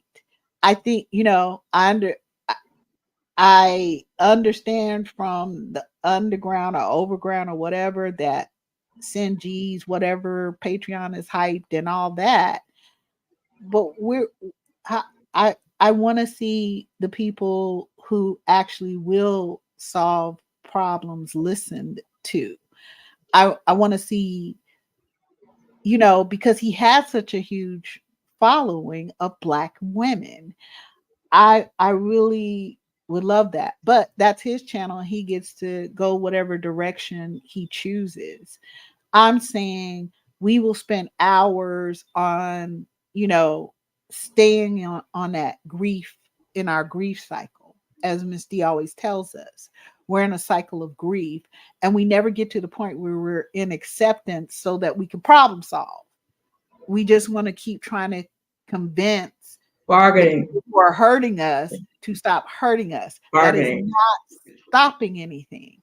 Okay. You are not dealing with people who give a damn about you as Black women and Black girls. You're not. I don't know what else they need to show you. What else do they need to show you? They can't destroy you anymore and cause more suffering than they've already caused us. So if we don't want to keep this cycle of suffering and pain, if we're, like I say, it's very important for us not to become addicted to our suffering. I know all of these different parts of the society is weaponized to tell us that we should accept suffering, that we should swallow our pain, that we should be stoic about it, that we shouldn't have our emotions. Kiana talked about this too. Our emotions are important. Yep. Level Up Single Mom told you our emotions are important. They are telling us something. And so we don't even trust in ourselves and our own instinct as Black women when everybody else is trying to get all of our wisdom out of our heads from us. When we don't trust ourselves, bless you. We Excuse don't me. trust ourselves. That why?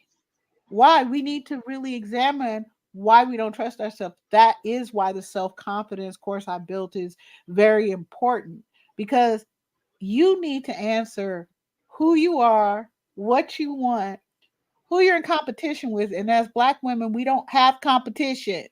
There's an easy answer. I don't have competition outside of myself. I'm just trying to do better than I was the day before, and I give myself the grace. I'm the one I forgive. I don't be forgiving all these other people. What? You need to go atone. See, I can forgive myself because I've had to correct my badass behavior or accept that I'm going to be doing that badass behavior, deal with the consequences, and or change and evolve in these different ways. I go to therapy because I'm working on my behavior and how I affect my environment. Now that's some shit my therapist just can't get across. Why can't you just ignore white women? Well, why can't they just leave me the fuck alone? I'm not ignoring you if you up in my face doing the whole most. No, no, I'm gonna entertain your ass. Okay. You should ignore people, but she's really good. She's got all these tools. I'm learning a lot of things that are upgrading what I already knew. And I get to sit at her feet. I love sitting at the feet of you as Black women and learning from you. I'll say a good third of my library, which is, I'm not even going to talk about how many books, but a third of my library is specifically written by Black women because I love learning from Black women. I love, I love your different perspectives. I love that you see things different than I do because again, I learn and grow from that. Yes, I'm 56, but I will never stop trying to know things. That's just how I operate. It's just how I process. I find comfort in knowledge. And to me, the most knowledgeable people are Black women, Black girls, Indigenous women, Indigenous girls. Yeah, you're the most knowledgeable. I don't need to go anywhere else. All they trying to do is copy what you already did for thousands of years and perfecting it even more every sentence. So I want y'all to take the process, the 8-step process. Now I could have used the nursing version, which is what I love using, but it's the same thing. No matter how you do a process of problem solving, it all comes to the same thing. You identify the problem, you research what happened, you identify the key members of the problem and all that, including yourself. You look at if it's been solved some other way in a different era, time, or whatever, and then you come up with different action steps that you could take and employ, and then you come up with the goals that you're trying to reach with solving this problem. I don't want Black women and girls being killed no more. Okay, it's a problem. So here's the numbers, here's what I found out, and I want it to stop. So what am I going to do? Okay, well, I'm going to listen to Stephanie and the Exodus Summit, Marissa Price. I'm going to listen to Level Up Single Mom. I'm going to listen to Red State, Blue State. I'm going to listen to all these wonderful True and Rochelle and um Invincible, all these different women. I'm going to listen to Miss D. I'm learning from my daughter. Okay. This whole concept that, oh, because, well, she's your daughter, so she could never be your equal. She is my equal as a goddess born. She absolutely is. Me dedicating my life in choosing her as the person who's going to lead after me means that I'm going to do everything I can to introduce her as a child to her power. And you know what? Yes, she's going to act that out with me because I'm the person closest in proximity. But it's just like teaching, sending your child to martial arts. The person who is teaching them martial arts may be several degrees of a black belt. Shout out to Chris because she got her own place now. Someone that I'm very close to. She's like a little sister to me. She owns her own dojo now. Anyway, when you look at what we can do as Black women for our own infrastructure and things like that, we do this very well. We really do. So it's you I want to hear from, because in this problem solving algorithm, after we look at the goals and we look at the things that we could do to solve this problem of, say, Black femicide, um, I believe you should have weapons at your disposal within 3 seconds. Now that's just me. That's a part of it, right? But I also believe that we should have enough, we should have worked on our self-esteem with our daughters and stuff like that, right? So I worked with my daughter on her esteem. I worked with her on, well, these different forces are going to come at my daughter. You know, y'all all hear me say, I feel like I'm super sane. I know I have this I have something where they like certified me as crazy or something. I don't know. That's just weird shit. But I feel like I'm super sane. Anyway, uh but with my daughter, I made sure she had self-defense classes. Because if you put your hands on my daughter, little girl out there, little boy out there, you put your hands on my daughter, you getting your mama's ass kicked for her. Okay? My daughter's gonna deal with you though. And I'm gonna deal with all the adults in this shit. The superintendent, the principal, everybody that sees me coming, they start calling people, oh hell, she here, wait. Okay, yeah. Mm-hmm. I'm ripping everybody apart. On behalf of my daughter, you better fucking believe it.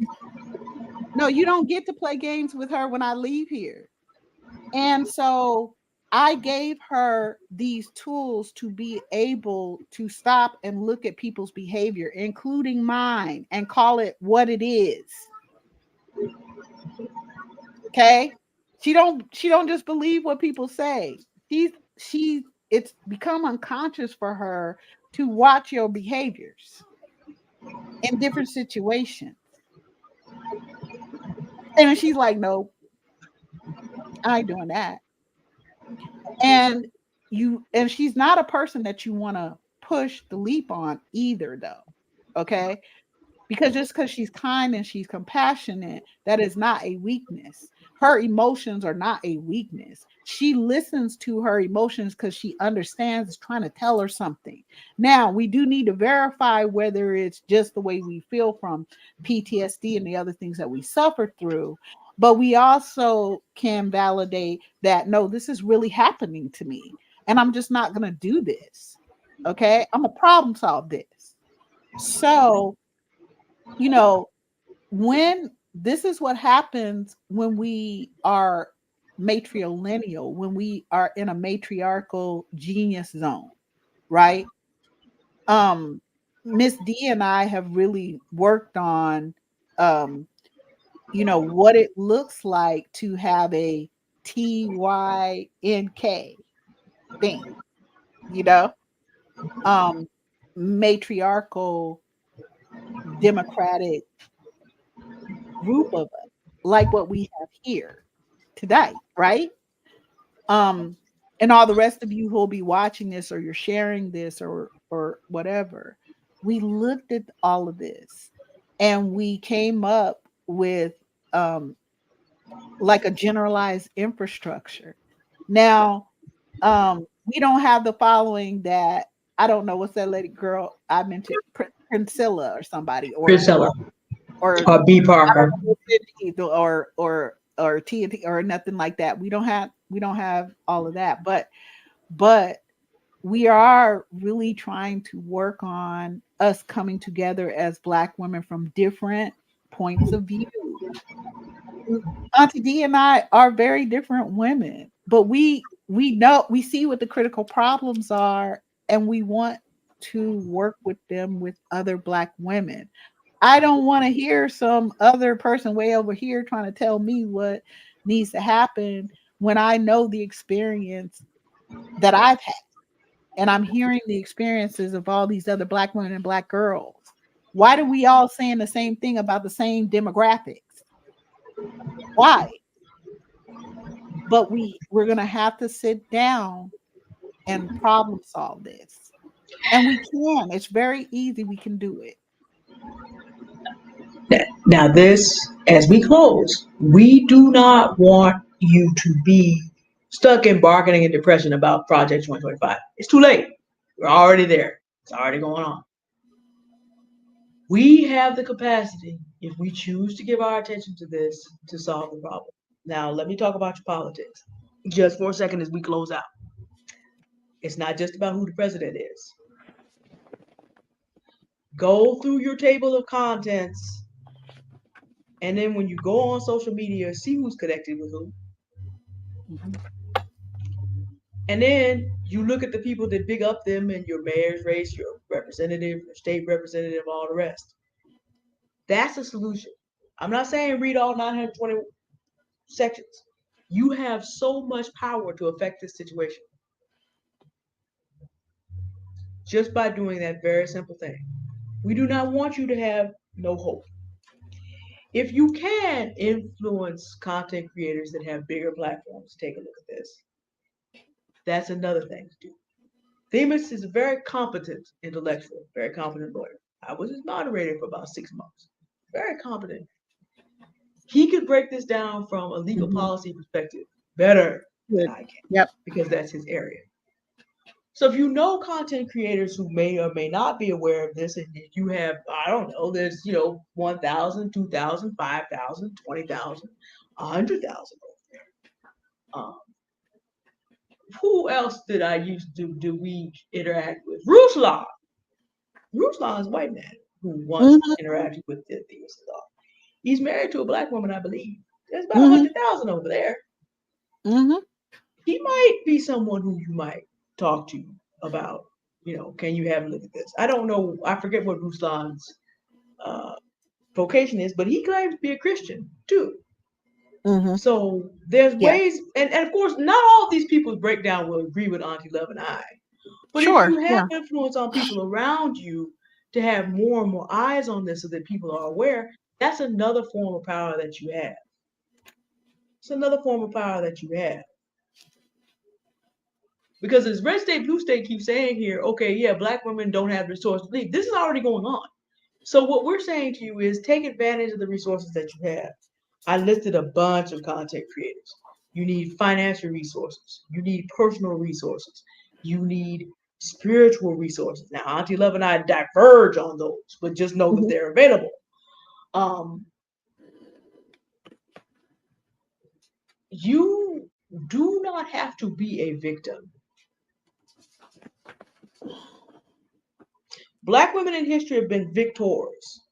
The only person who put the Roman Empire in their place in their whole run was Queen Amani Renas of Kush, who took the head off of Caesar Augustus' statue, put it under her stairs, so that she, her daughter, her granddaughter, and a few grandsons that came along too. Honorable mention to her husband and her son. They did die fighting against the Romans. So it's not like they were sitting back at home. They did make the ultimate sacrifice, but they couldn't get it done. Couldn't get it done. So that ought to tell you something. In modern history, the only person who held off European enslavers was Queen Nzinga, held off the Portuguese. Black people in West Africa would have gone into slavery in large numbers a century earlier, but for her. So there's a few more. Yeah, there's a few. There's a few, but I'm saying that's the one that comes up. There's a few more, but it would have been worse a century earlier than it was. But for these black queens who were like, "You gonna do what now, white man? Nah, not over here." We have the ability to keep, and something else Auntie Love says, it is about humanity. Who has the biggest stockpile of nuclear weapons, and who's trying to fight a country with 4 times bigger than we are, with a military and navy that has more men in it than there are men in the United States? Do y'all understand that you just need to drop about 10 nuclear bombs and life on Earth is over? Do you understand that the people who will be running the federal government if Project 125 takes over could literally take out all of humanity? So it is to humanity's interest as much as it is to black women's interest, because oftentimes those line up. Auntie Love just spent all this time this way, explaining to us that these things line up. Do not be without hope. Simple assignment. Go through it, read the table of contents. Read whatever's interesting to you. If you have things that you'd like us to have a look at and break down for you, put it in the comments. We will be back in 2 weeks, so that gives you some time. Everybody's busy. We know that. We'll be back in 2 weeks. We'll have an agenda of something that we want to talk to you about, but if you have things you want us to have a look at, please put that in the comments. Make sure that I put the link back for a downloadable that NPR has on their servers. I put that back in the chat. You can find it there. You should be able to get a downloadable copy. I'm just asking for those, all the stuff we listed, get a copy, read that table of contents, go through what's interesting to you. The information on how Black women and children are being coded is in the first, depending on your reader, in the first 50 pages. So you can at least go that far and see that we're telling you the truth. And then read whatever else interesting, bring your questions back, and we will assist you in understanding. And then realize you do have power. We want to thank you for spending 3.5 hours of your time. We didn't do the 6-hour show today. We tried to keep it digestible. I tried. We did pretty good. We only 30 minutes I over. feel we did. I think we did very well compared to our usual record. We didn't do 6. We're going to break it up for you. 6 to 9 hours, maybe 7 to 10, because y'all know how your aunties want to talk. But we want to talk about things with you that actually benefit you. We want to thank you. You could be doing anything else. You have self-body autonomy. Thank you for being with us today. We'll be back in 2 weeks, and we'll be looking for your comments to see, okay, is there anything? We have a plan, but then the sisters want to know about this. And the other thing is, if you just happen to be the 2 demographics that we have talked about being for this, don't waste your time in the comments. This is Auntie Love's channel. I'm telling you now, don't even waste your time. Find something else to go do. Go tell your little friends, oh, snap, they done found it out. We need to pull down the rest of these copies because these women were out here looking and they found a copy to download. We may all have to go underground. Show to the enough.